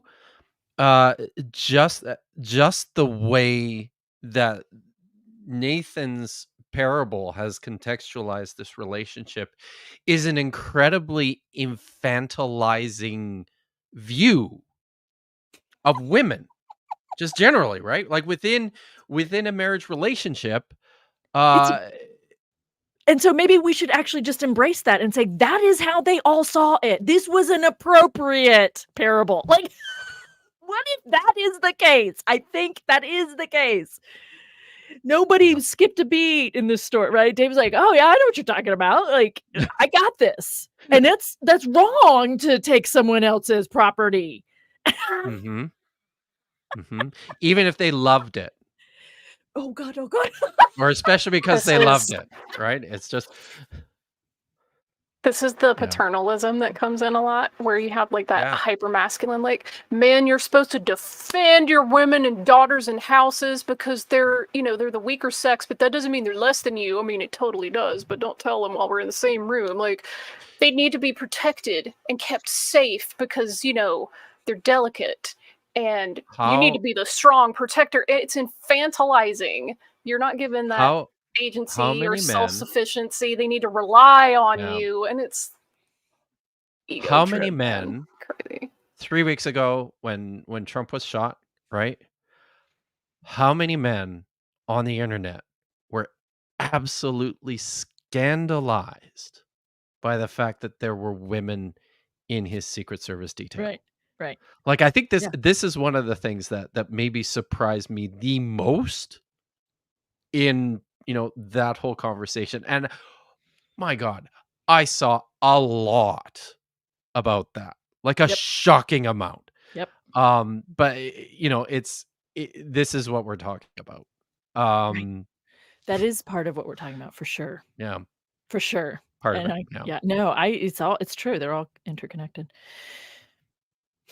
It All just, right, she's go. going on with this Bathsheba thing, which is, we need to hear her Hebrew out. is Bat, which is the beginning of the name Bathsheba, daughter of the oath or daughter of seven. So I think the narrator and the prophet are very subtly cluing us Playing on in. words. There's a play on words here, like it was like a daughter, wink, wink. And yet the rich man took that one who was like a daughter. So anyway, back to your original question, Michael, this parable indicates a very tender and loving relationship between Uriah and his wife. It suggests that. And the fact that she mourns over his death also suggests that. I have one or two comments that I want to get clarification on, Carmen, just in the... I mean, again, I think that's an interesting point, right? It does highlight a tenderness between Uriah and Bathsheba that is lovely if that's real. We don't know that that's real. We know that what he's saying is that may be the case, right? I mean, I want to be so careful with all these kind of the love and the commitment to the end and all that stuff, because I see it from students a lot. I get students saying this to me. I vowed to commit to you and love you for the rest of your life. I'm like, that's lovely, and I hope that you get a chance to do that one day. But that's not what's going on here. Yeah. I think it's much more about the paternalistic element, and that, yeah, sure, that lamb was important and that man loved that lamb. But that is, Like I the- mean, yeah. I don't know. I was, oh my gosh. I just want to be careful about what we're saying, what we're focusing on, and what we're missing, what we're not paying attention to. And I feel like she's doing a really nice job of apology here, right? She's doing a very nice apologistic kind of spin. So I wrote this down in my notes, and I want to read this. Okay. At this point, I said, while I agree in broad strokes with Carmen's interpretation of the parable, I think she's got a lot of the stuff right here in terms of how the parable fits the story, right? Sure. Yeah. And the observation concerning Uriah's prominent place in the overall story. He's the real victim in the eyes of the narrator. Yeah. Yeah. I also wonder if raising the question about gauging Bathsheba's consent for the narrator is just badly missing the point. I went on to say this too. On the one hand, the text just does not care. Right. I think, right? Exactly. And now on the other, and this is something too, for those who seek to read this as an historical account, because let's be honest, this is a big part of why Christians have to grapple with this story the way that Christian apologists have to grapple with the story the way they do. For those who are seeking to read this as an historical account, probing an ancient text for clues of consent, yeah, right. Like that just feels gross. It as it should. Hats off to you. Thank you for that. It is gross. Okay. No, there's no consent ever.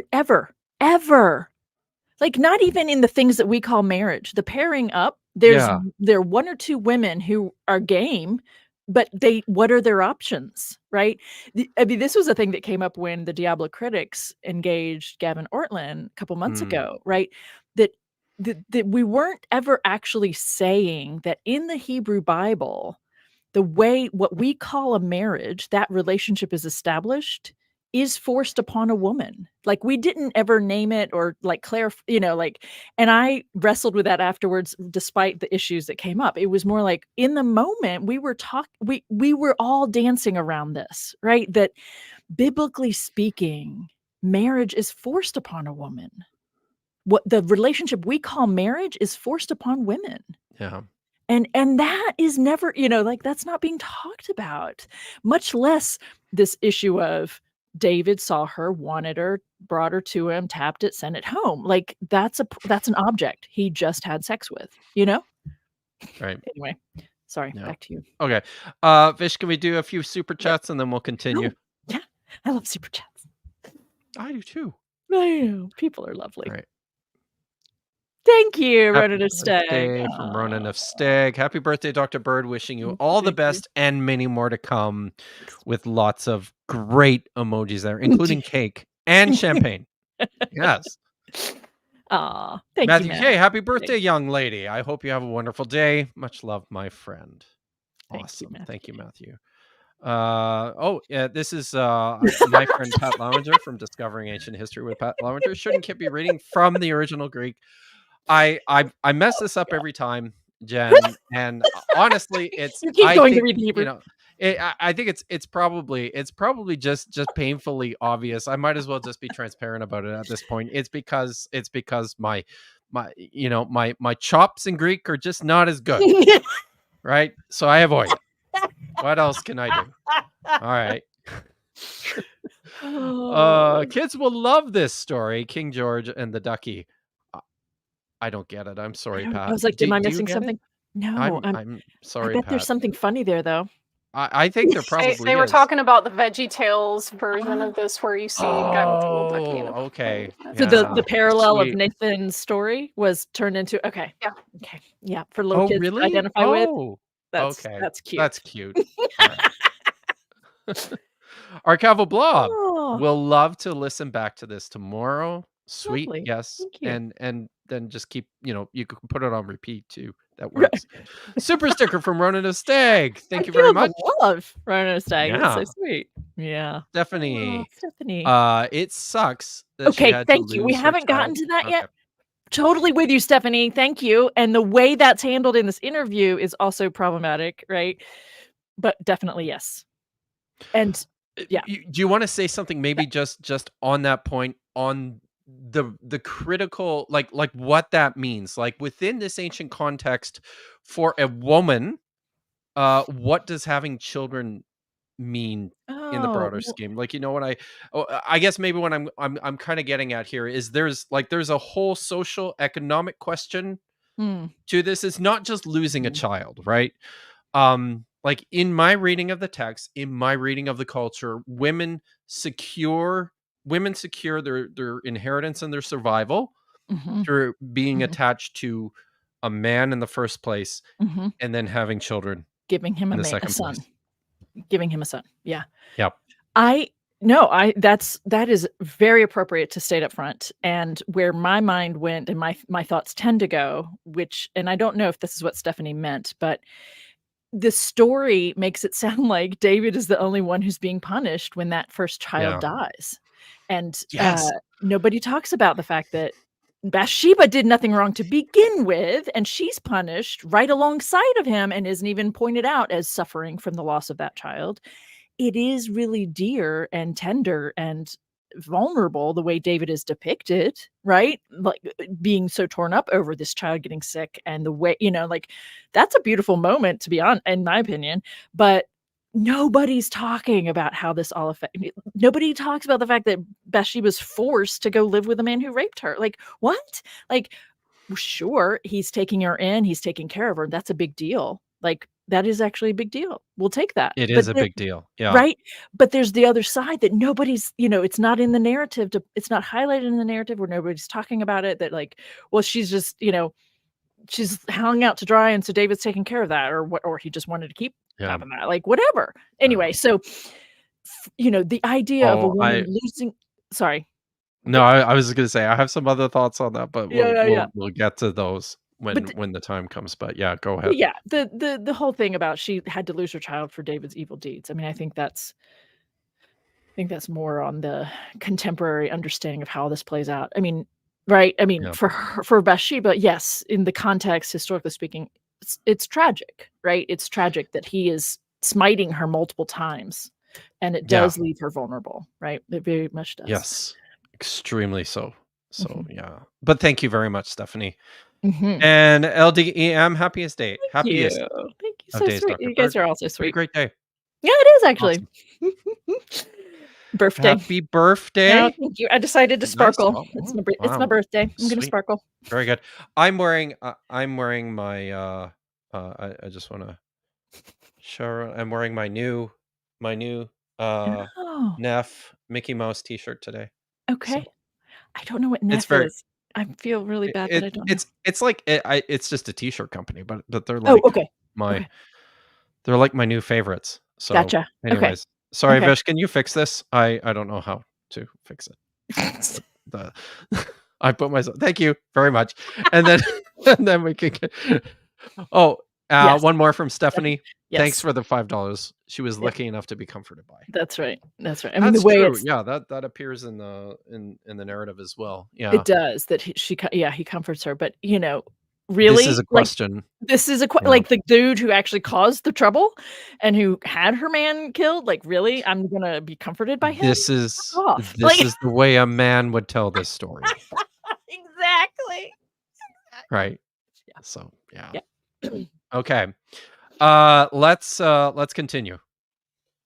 comment section here. It seems as if someone kind of heard you say that people who disagree with your text here are more inclined to disregard accusations of rape because of some of the SBC stuff. I didn't quite hear you say that, so I want to just kind of offer something and let you have pushback on it. I had a friend who didn't care for the review of the SBC's that process, right? And his argumentation was primarily on the basis that this is an organization, I think he said, that didn't care for the nuclear family, affirms LGBTQ they supported stuff. LGBTQ. Yeah, they're a secular organization. So, and that was his main concern about the investigation. I actually might even think that he holds to this view that David did rape Bathsheba. I don't think you're saying people that disagree with you are pro-rape or dismissive of women. No, so I just want to give you an opportunity to kind of speak into that for a second. Before she goes on, yeah, thank you. I think that people watching but I just want to say that the nuclear family, as they are assuming it is defined, is hetero with children. And I am nuclear. All of it, right? Like it just and I just want to say that being affirming of two men who are married having children is actually a way of being pro-life and of being loving and kind, and is actually affirming of children and their well-being, and two women or two people who don't have specific gender identities coming together, loving each other and wanting to raise children together. This is pro-lovely, kind things. The nuclear family is also absent from the Bible. There is that, but the language is being thrown around so casually, as if it holds weight, which is what these comments are getting at, right? It's really also secular, as if people who are secular can't be kind and loving and compassionate and full of empathy and all those other good things. Like it's it's the same, an atheist or secular, like human, like none of these people have any kind of morals or any of that stuff. And the thing is, they all agreed with him. So it's really disturbing to me that, the way that we define marriage today, the way that we talk about families today, they're not even represented. There isn't a pairing in the Bible, Newer Testament or Hebrew Bible, that is entered into by two equals, both choosing it and based on love. That is the basic definition today, and that does not exist in the Bible. So yeah, well said. Right, that too, Simone. Thank you. Like there are always only two options. Exactly. Anyway, so thanks for stopping on that. And I know there's other things going on here, but that was a biggie to me. I needed to state it for the record.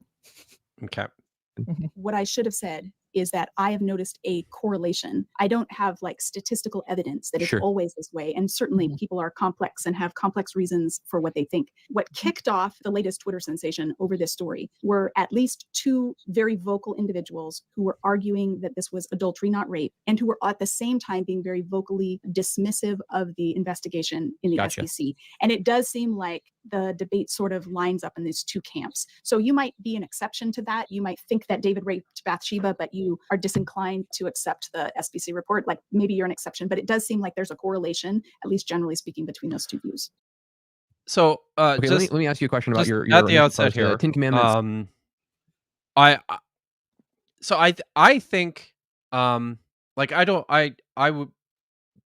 don't encourage spending a lot of time looking for anecdotal correlations, right? I think that's something is worthwhile to avoid, but I do think that she's hitting on something really important here. I agree. Right? Yes, thumbs up on that, right? Yeah, right. And this is part of what is so maddening in this is that I don't think they can see it. Like, you mean the two guys with her, or all three of them? I think she's trying very hard, and she's getting really close. Okay, but I think all three of them are just maybe not even getting to.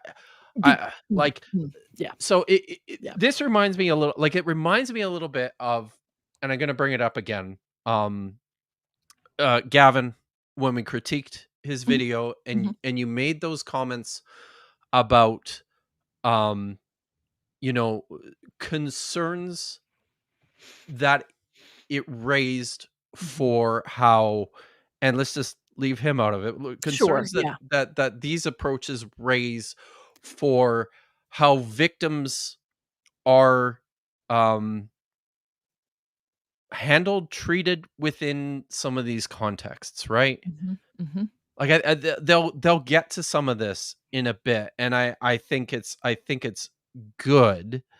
But by the same token, I'm also like, there's a blind spot there, Yeah. I think, for a Yeah. lot of conservative evangelicals that literally prevents them from taking steps Yeah. to read the text the way that that I think you have to read it.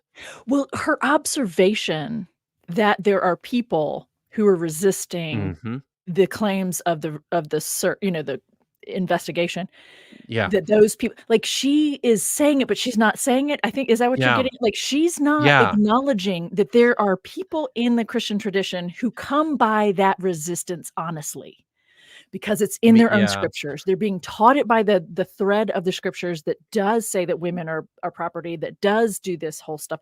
And like, I don't know that that's what the point you were trying to make from your responses, and that's okay. Like, if we're doing two That's different things close here, though, yeah.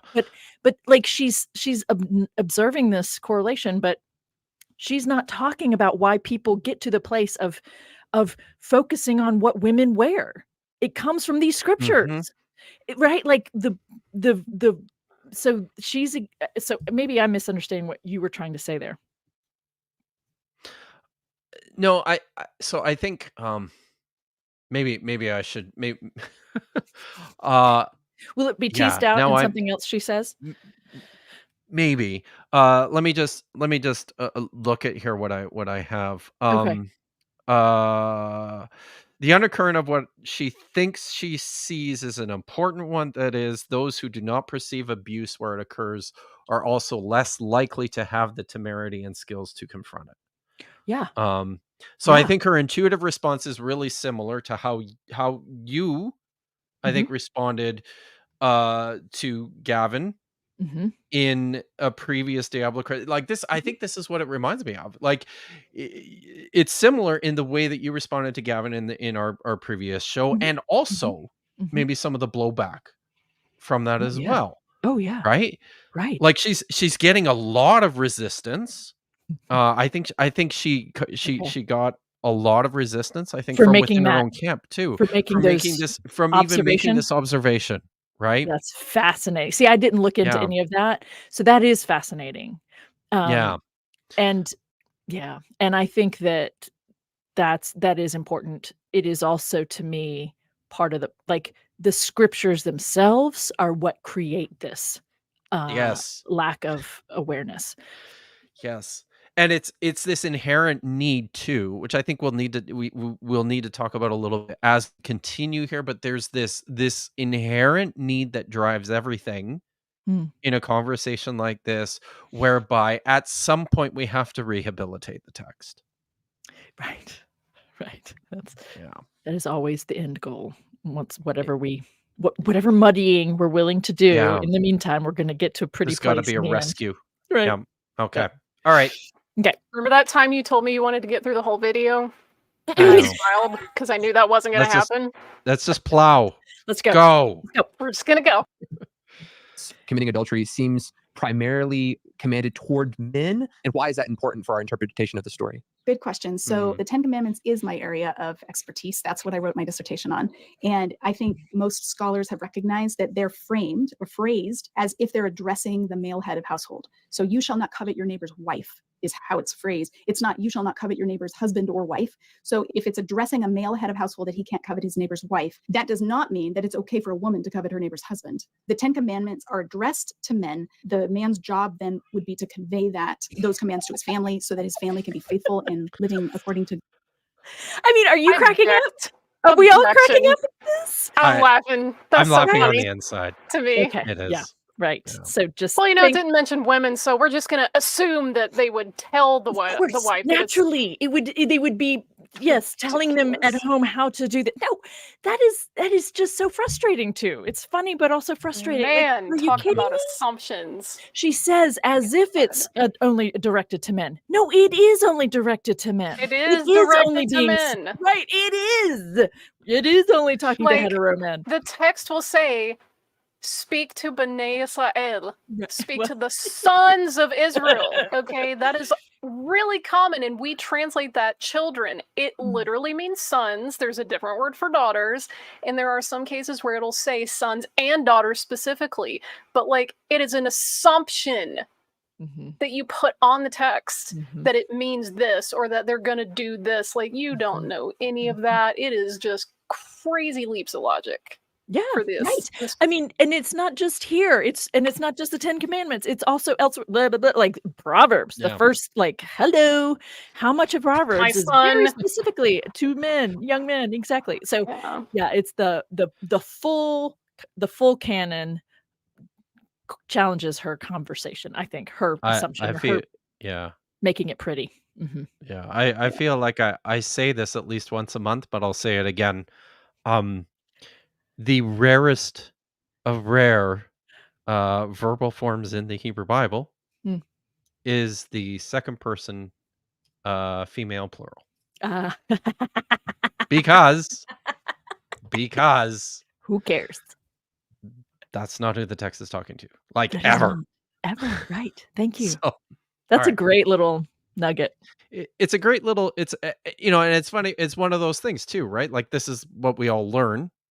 I mean, it's one of those things we learn when we learn Hebrew. Is like, oh my God, like I've got these paradigms with this feminine second plural, but I never see it. Never Where the hell? Never have to parse never it. There.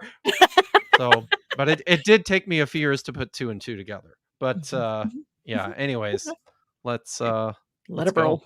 Yeah. The covenant with Yahweh. So every member would then have to kind of extrapolate from that. My neighbor doesn't have an ox or a donkey. I've never coveted my neighbor's ox or donkey.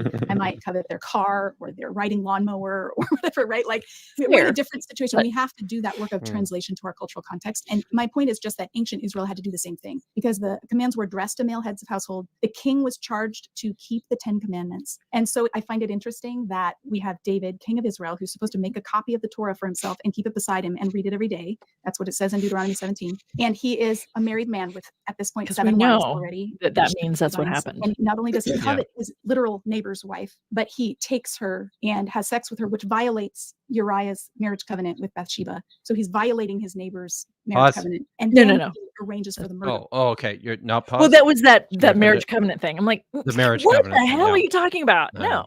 Yeah. Okay. All right. Let's finish it and then we'll talk. Of his neighbor. Oh, we were done. So you do see it in the text. So, yeah, go. I think that was, yeah. I had this big thing. Where does she get the idea of a marriage covenant? And the one that's coming up. So I'll just wait. So my next notes. Okay. There seem to be indicators. Hold on a second, because I have something here. So one of the things when I watched this through a couple of times, one of the things that I found really interesting here is she talks about the 10 commandments. She talks specifically about the 10th commandment, which is you shall not covet your neighbor's wife. You shall not covet his house, his ox, animals, male and female slaves. Male and female slaves. Never says you shall not covet his children. Which I think is sort of revealing about what this text is about. Again, this is within the context of what is said there. This is about ownership and right? Financial things.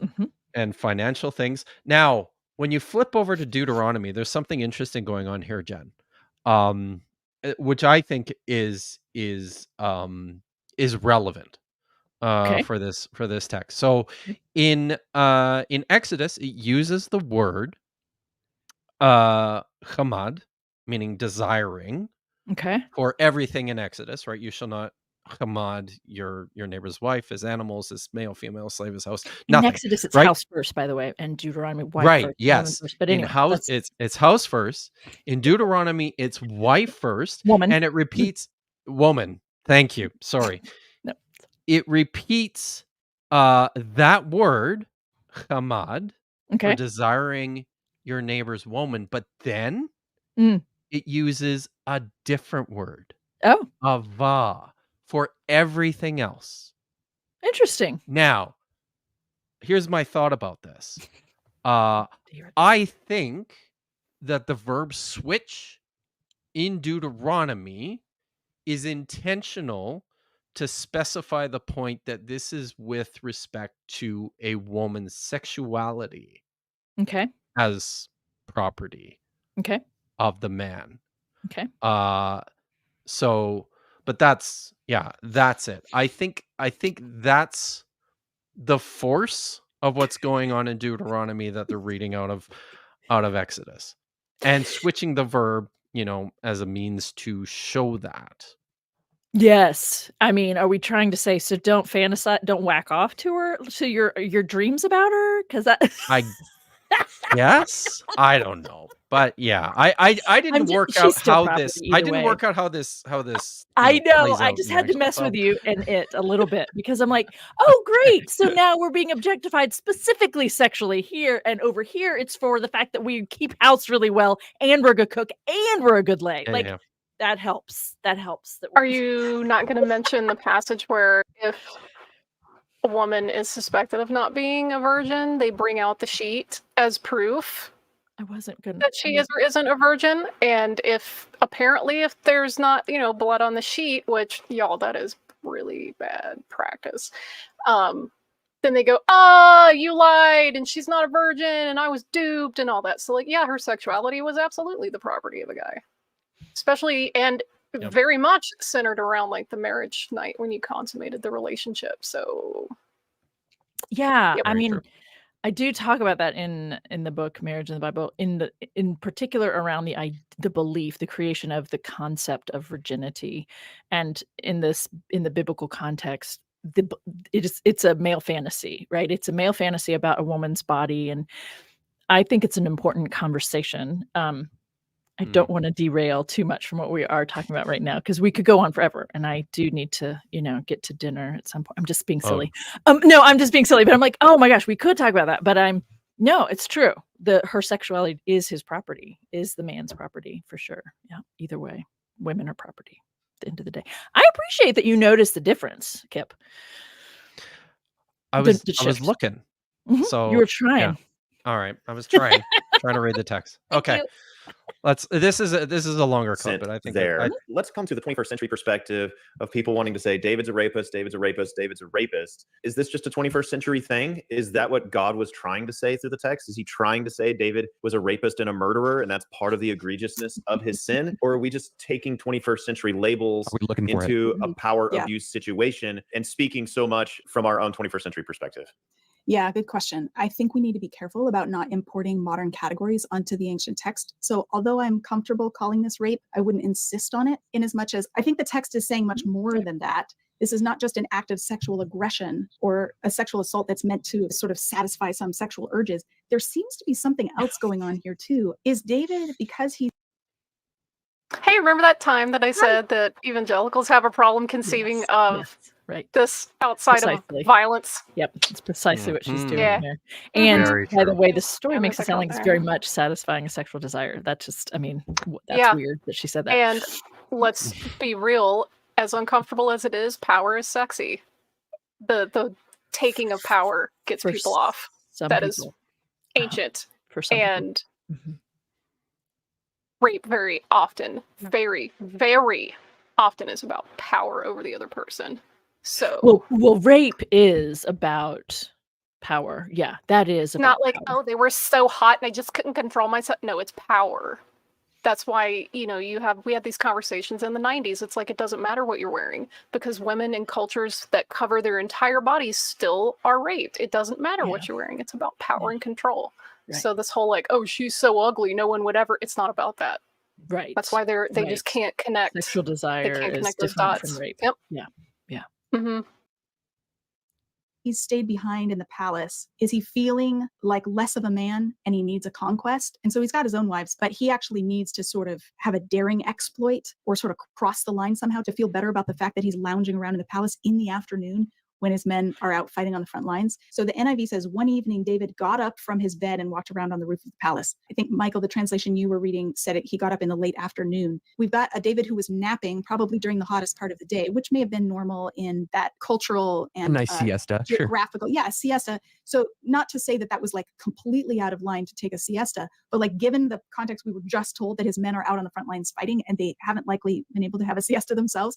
It just sort of underscores his kind of lavish luxury lifestyle. He just has the freedom to sort of amble around on the roof with nothing to do, no official business to conduct. So you wonder about his intentions and what's playing into his conquest of this particular woman, because she's introduced as the wife and daughter of some of his warriors. Does David take that as a challenge? Like, oh, you guys think you're so great out there on the front lines fighting. I'll show you who's really boss. If I was going to preach this text, Carmen, and I was to say something to the effect of, this text does not explicitly declare that David raped Bathsheba, but it may be implicit with some of these clues. Would that be even too charitable towards David? There may be implicit indicators. It doesn't seem explicit in the text. I think it would be okay to be cautious.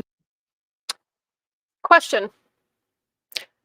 What's the ancient Hebrew word for rape? Probably tafas. Chazak can be used. There's, yeah. Because if you're using like ana to humble, there's you need to ask these questions, because what would this guy consider the word that means everything? Yeah. What's the direct word he's looking for? Right. Why is it that when you describe these things that he can go, oh yeah, like Judah and Tamar, that was absolutely a thing. But then over here, it's like, well, I mean, was it really rape or was it just adultery? I mean, like, come on, dude. What are you doing here? What are you doing? Yes. And it really kind of irritates me that he brought up Tamar, David's daughter, because of the way David doesn't handle that well at all. Like the whole, I'm like, can we really, like, can we stop with the cherry picking, please? Yeah. Just about labeling it. But I think the text is not at all cautious about calling this sin. And it's shining all of the spotlight on David. So the narrator, the prophet, and David himself, by the end, all put all of the blame squarely on David. And we have this sort of sexually charged way of looking at lots of biblical narratives. We see sex where it even isn't. Obviously, sex happens here. She gets pregnant. But the problem for David is a lot bigger than just a sexual drive. He is acting in such a way as though the rules do not apply to him. He can have whatever he wants, when he wants it, whether that be his neighbor's wife or whether that be arranging the battle so that Uriah happens to die. He's calling the shots. What's striking is that there's no sense of guilt with David. This is another thing that I think we import into the text. We think, oh, now David, now that he knows she's pregnant, he's panicked because he realizes he's caught. He's going to try to get himself out of this. But I don't actually see David panicking with a sense of guilt. Everybody already knows this has happened. It's not like this happened in secret. David sent messengers to get her. Those messengers are members of his palace staff. Uriah sleeps at the gateway of the palace with the palace staff. So one of the really fascinating things about reading the story is to ask, does Uriah know that David had his wife? If Uriah knows, then what is his motivation in not going home? And if Uriah doesn't know, then what is his motivation? He's trying to shame David. To me, it seems plausible that David is like, okay, yeah, I had what I wanted, and now we're going to have this unfortunate situation in which Uriah is going to come back from. Uriah was trying to shame David. Now David's. Listen, I know. Listen, guys, I got to tell you something though. God. I'm sorry. I think this might be my favorite part of this interview. Oh, really? Why is that? Yes. Why is that? Because I think there's some traction to her reading of David's actions in this story. I really agree with. And then I also like, she's going to bring it up in a bit. Maybe just continue it, and I'll finish the thought. Okay. From battle, and his wife's going to be pregnant, and it cannot have been his child. I even imagine David is thinking of himself as the magnanimous ruler who's just going to kind of make this a little easier on everybody, so that Uriah doesn't have to stone his wife to death. I'm going to let him come back and sleep with his wife, so that we can all pretend that this is his baby. come participate in this royal fiction. We're going to create a royal fiction. This is going to be the official story. And there may be people who whisper behind closed doors, but the official story will be that this is Uriah's child. If David's intention was that he just loved Bathsheba so much he wanted to marry her, he didn't need Uriah to come home. He could have just sent a message to the front and had Uriah killed, and then he could have taken her permanently. There doesn't seem to be, from the beginning, an intention to marry Bathsheba. It's just an intention to, like, okay, let's smooth this over, because this could be a little awkward. We read into this sort of guilt. We're looking for guilt and innocence. We're all about, like, where does blame supposed to fall? And I just wonder if it's bigger than that in this honor shame context, if it's more about David still thinks by the end of chapter 11, he still thinks he's the big shot and he can do whatever he wants. And look, I'll be nice. I'll bring Uriah back. I'll give him a chance to be with his wife, and I'll send a gift with him. And if he accepts my gift and goes home, then we know, like, we're still cool. And yet Uriah refuses to go home, and his refusal ends up pointing the finger at David. Whether Uriah knows he's doing it or whether the narrator is using his words to do it, it's really clear. Uriah refuses to go home. He says, the ark and Israel and Judah are staying in tents, and my commander Joab and my lord's men are camped in the open country. How could I go to my house and eat and drink and make love to my wife? As surely as I will not do such a thing. Pause. Uriah knows what's happened. That translation, the NIV there, is just egregious in my opinion. Make love to my wife. I know, like, right? Lay with my woman. Can we just be clear about that? Okay. It's the same word as used for describing what David did. Right. He just lay with it. Right. He forced. Yeah. Yep. Shakav. Exactly. Shakav. Right. So Shakav. Yep. Materially, this is not different, materially. Right. And to me, the reason it's a problem is all of this intent and love and like all of the ways they're trying to make it sound like a modern day relationship. Yes. And this love and tenderness that I just don't think is fair. I agree. To them and to us to do that. Okay. And he has just laid down the gauntlet. Like, he's also telling the king, no, I'm not doing this. He's like, I can't go home to my wife and have sex with her. Not in the middle of a battle when people's lives are on the line on the front Which he's line. also calling out David, who should be in a battle. Right. Who should be in the battle and who's instead back. He's like, hey, I can't go be with my wife. I know you can, but I can't. So listen, you've got here's what I like about that. This is a way of contextualizing Uriah's response that I had not thought of before. And I kind of like it. I kind of like thinking about this in terms of Uriah knowing and understanding what happened. Mm-hmm. And trying to hold David to account? Okay. Dangerously so. Well, right? Yeah. And but this is part of the fiction of the story. Like of course this is an idealized version of something that may have actually happened or not, right? But so this isn't realistic, right? But I think but I like the idea. I like a couple things here. I like the way that she contextualizes David's response.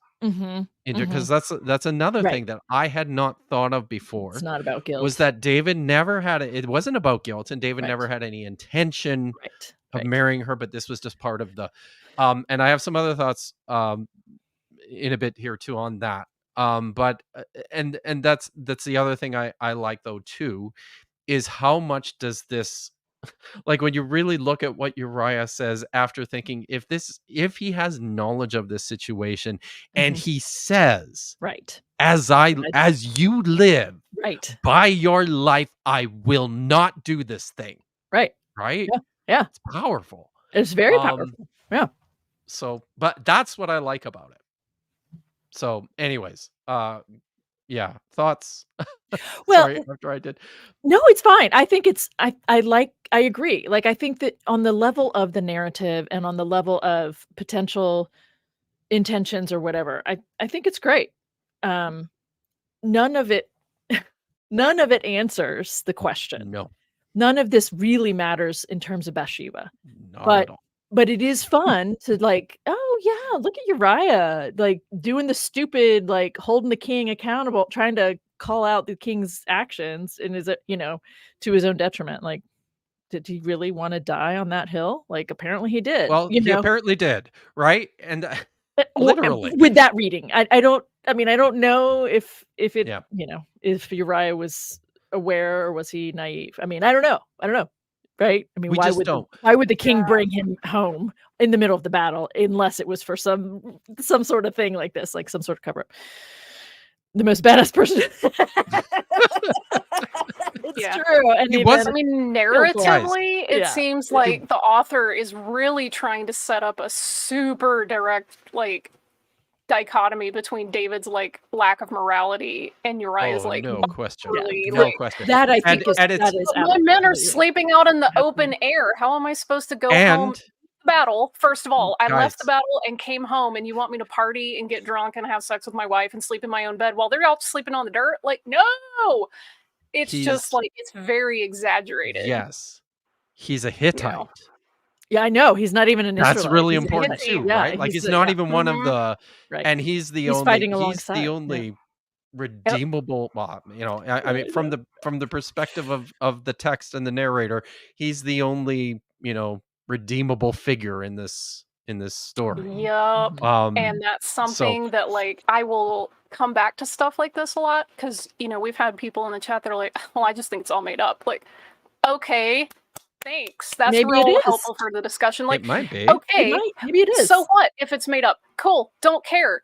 The author of this passage is trying to show you that they can undermine ideas of, like, nationalistic morality. Mhm. Like, David is the king, he's God's chosen, he's God's anointed, he's supposed to be like the model citizen, right? He has to write his own copy of the Torah. That's like an instruction.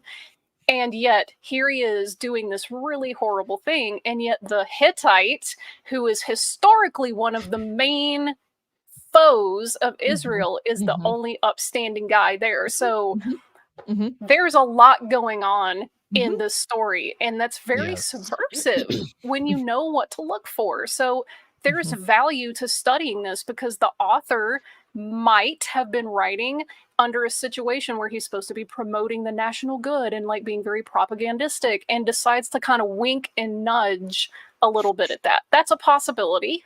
You can read it that way. Those are things that you can look for when you're studying texts. You don't have to just go, well, did it happen or not? Who cares? I think Bathsheba was a Hittite as well. I mean, Do you we think don't have. it says she was the daughter of Eliam. So I don't know. possibly. But yeah, it unspecified. I actually, I tend to think that she was also probably not an Israelite for different reasons. Okay. And I'll just throw this out there quickly, but I think I personally think that the story in Genesis chapter 37 about Judah and Tamar is in some respects social commentary on what's going on in this story as well. And the analog in that story is Bathsheba, the daughter of Shua, who is not who is a Canaanite. Right. So right. that's my thinking there. But anyways, yeah. I did you have something? Because I've got something that really, she brought this up and it was kind of driving me crazy this week, was this strange expression in verse 9 or 10 where it talks about how David sends Uriah home, and then it says a gift followed after him, is literally what the text says. And it's like the word there is maseat.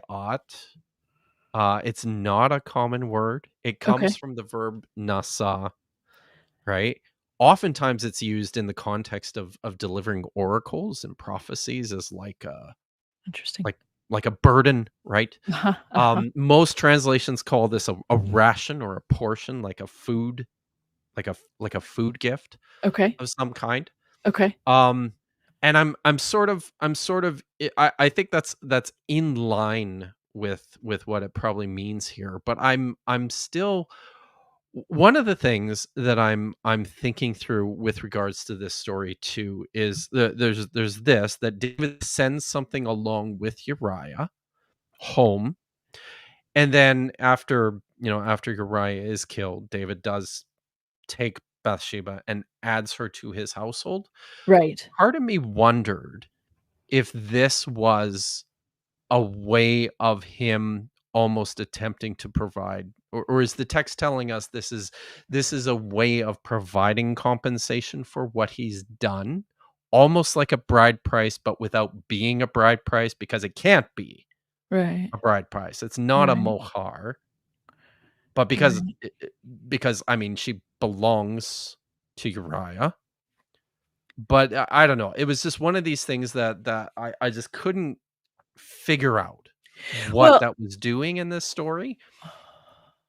I mean, I think, yeah, I don't have obviously, I don't have a definitive answer, but I do think in the framework of David is shifty. David has done something that we all know he shouldn't have done, and it just leads to more and more deceptiveness and shiftiness, and I think that might be part of what's going on in terms of the story itself, right? When you just even people in power are gonna try to cover their steps, not that they feel guilty for it, but they're just gonna try to make a way to and so in the reading of this story that you've suggested and that Dr. Imes has suggested, like, yeah, like I'm trying to win you over here, Uriah. I want you to like me, or I want this to go well for us, or something, right? I mean, I think at the end of the day, I do think there are a lot of interesting things here. Mm. What is it, though, that has happened? What is it that we're actually saying about David? What is it that is really important in this story for people today? What pieces of this are, matter? Is she being I mean, he does, I think a lot of people will read that he does after he lets her mourn the loss of Mhm. her man, right? He lets her do that. Thank you, David. And then he does take care of her. Like, for all intents and purposes, that's on the level of honorable thing to do. Yeah. And yet, like, there are all these other pieces of every single time I want to say I think she could actually survive on her own. Like, women can survive on Yeah. their own, like, but we're taught that Right. they can't, and we're taught and we're told and la la la. So, I mean, I think on the level of story, he does right by her. But still, we're not talking about what any of this is like for her, and that to me is what matters in this Mhm. for today's conversation, right? Yeah. What happened there? They're still not addressing it in this interview. They're still not talking about what this coercion, the way that coerciveness plays out, the way that power plays out, the way that people do get to continue to use their power to get away with stuff. But I don't think that any of them have sat with what that was like for her. And that, I think, like, for me, that is what that's what bothers me. Mhm. I have these other notes, that I took for the rest of the video, which I know we're not gonna get to at this point today, but, there's just so much about what, you know, of reading with the grain of these stories, right? That's still happening for them in this interview. I don't know. I just it's really frustrating to me. And I feel like I've already made my point, and I'm trying to repeat it, and Yeah. it doesn't matter anymore. I So I don't think know. something, because we do Dr. Bird has to go here pretty quick, so we do need to wrap up, but I a couple things I wanted to draw out that I really think they miss. It's two or three really Okay, yeah. important ones. Yeah, and I First did have one other, yeah. and Mhm, foremost, yeah. mhm. So because they touch on this, they keep coming back to this. Um, that regardless of whether whether this is rape or adultery or what have you, whatever David did was sin, and I get bothered by that reading because I think it's a convenient way to sidestep this real issue, right? It's really important to identify within the text what the problem is. Um, and when we do that, it's also very difficult to arrive on David's violation of Bathsheba as the problem. It's Right, David's according to the violation text. of Right. Uriah's property. That's right, That's according to the the issue. text. Yes, According to the text, Uriah is right. the victim. that's right. Bathsheba is the object. These are That's already right. things that we've said throughout. You know, so that was the one thing. The other later in the video, and it's too bad we didn't get to this, but I was really also frustrated how the men in this conversation, after Carmen actually spent a lot of time trying very hard to take the focus away from the question of modesty. What was she wearing? She worked her ass off Mhm, to get away from there, mhm. and they kept coming back to They that. did. They did. They kept bringing up the And modesty piece. Mhm. it's And just not about yeah, that on any level, right? yeah. And I go. Yeah, Well, one no. of the things I wrote in response to that, I'm just gonna I agree with your comments about asking what someone was wearing, like, she shuts that down in this interview, but it's Yeah. funny that it takes her a while to get to it, but she does, she shuts it down. She's like, "It's not about what she's wearing."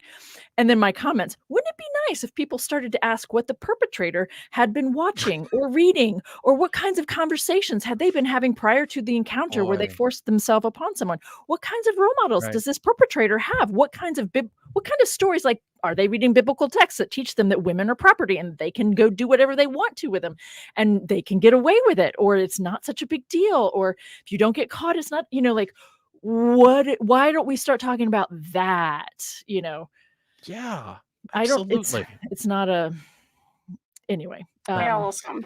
So yes. there's a question that keeps coming up in the chat about whether Bathsheba was a Hittite or not. She said the text says that she was the daughter of Eliam, right? Mhm. And I'm like, wait a minute, that's familiar somehow. In 2 Samuel, David's mighty men, like there's a Mhm. list, Yep. and if you look down and scroll through the list of mighty men, you start to get through, and you're gonna find Eliam, the Gilani, right here. Eliam, the son of Oh, the Gilani. Ahithophel, Gilonite. Oh, okay. So that's a conversation we could come back to later Yep. because, yeah, that's one of his Another mighty day. men. Yeah. Little nugget to chew on for next time, maybe. Very true. Yeah, I just want to keep coming back to this. Scripture is part of what is happening with Yeah. these two guys. They're well trained by their scriptures to think of women as property, to think of women as primarily baby. Like, these things are all interconnected in my mind, right? That the conversations about controlling women's bodies today are connected to these ancient scriptures that don't give women a voice and that do show women as property and that do show women not solely, but there is a serious thread in scripture about women are primarily there for sex for men and for giving men sons. And so the way that women's uteruses today are being politicized is connected to this. It's connected to these ancient scriptures. And so, yes, Dr. Imes says what women wear doesn't matter. Where she was bathing does not matter. She says it straight up. And they still default to what they've been taught, to the way they've been taught to think. And even though they're talking about these conversations, the Me Too, the Mission To, the whatever, that are problematizing it, they haven't unpacked it for themselves. And they come by it honestly. They come by it from their tradition that has focused on women this way and told men that women are submissive to them and done all of those things, focusing on a particular thread within scripture. So, Yeah. this whole issue of sexual abuse, whether or not that was happening here, you know, we have to talk about what is happening relationally at the time. What are they assuming that men can and cannot do? What are they saying about women and their bodies?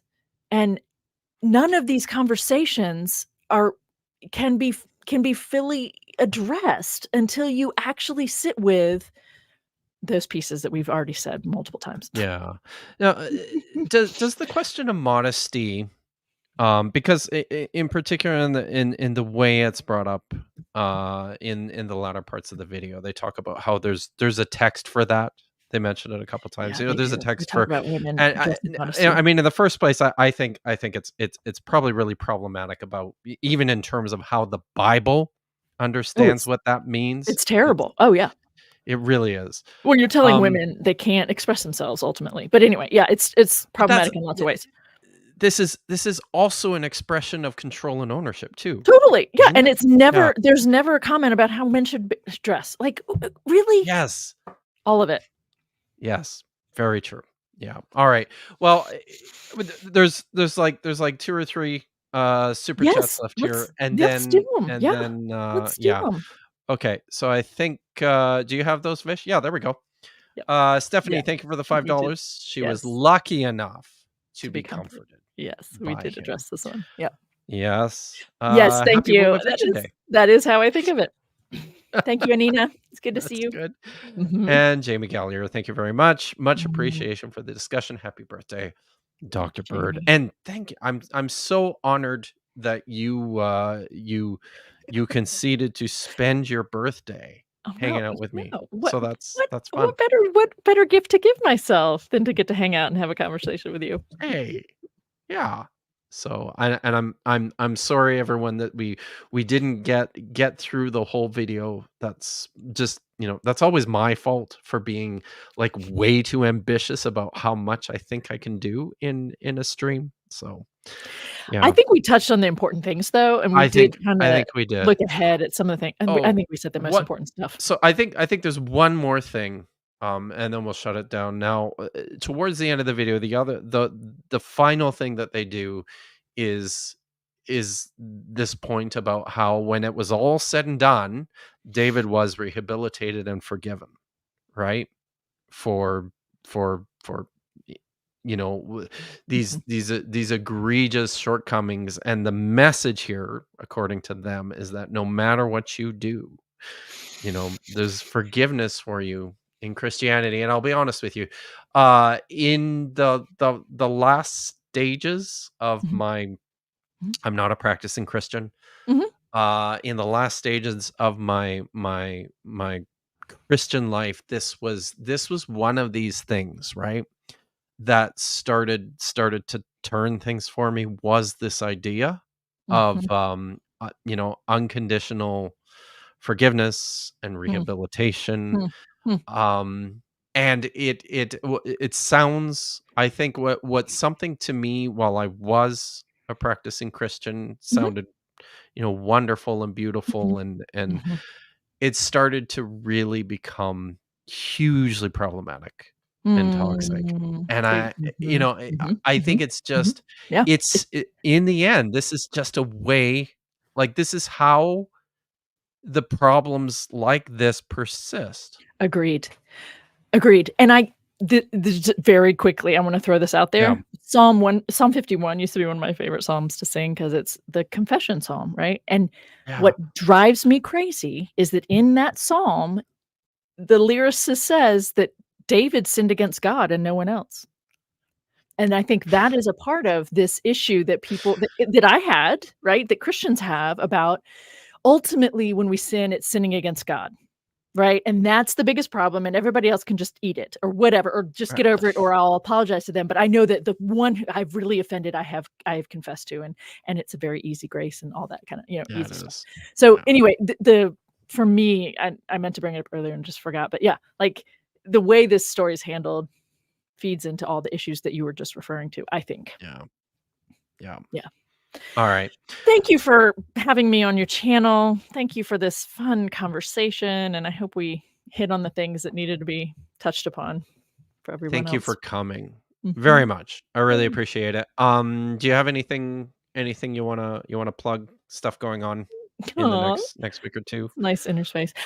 I'm releasing, well, it's kind of random. I'm releasing little clips from my third conversation about what sin, like when Paul's talking about sin. Back to you, actually, the comments you're just making, Kip, about forgiveness and sin, and the way Paul talks about sin and the way it's addressed or fixed was a really powerful early thing for me as well. you know, like just sitting with the implications of what he's claiming. So I'm pulling a whole bunch of like random clips from that video this week, and they're kind of fun for me to play around with. And so those are all being released on my platforms, you know, YouTube and Instagram and whatever. But like, that's not a big project or anything, but that's just what's current on my mind right now. So working on, fun. Yeah, looking ahead to other good stuff. Yeah. Sweet. Are you still working on the because if I remember correctly, when last we spoke, you were working on audio tracks for. I have it finished and ready to drop as soon as I get permission, which might not be for a couple months, unfortunately. But okay, excited for that. Yep. Yeah. So everyone, subscribe to Dr. Bird's channel. Thank you. Join her Patreon. Give her all your money. All your expendable money. Thank you for all the support. Stuff. Yeah, it's great. Don't drive yourself into poverty on our behalf. But thank you again, Jen, for coming, for hanging out with me. Which is nice because we missed Diablo Critics this month, so it's great to see your face and chat with you. Yeah, and we'll be back in September, everyone. So with that, I'm just gonna take us out here. And I should have had this queued up earlier. I'm sorry. It's okay. I'm terrible I know at how this it goes. kind of thing. Oh, let's do this one. This one's fun. Just because the Olympics just ended.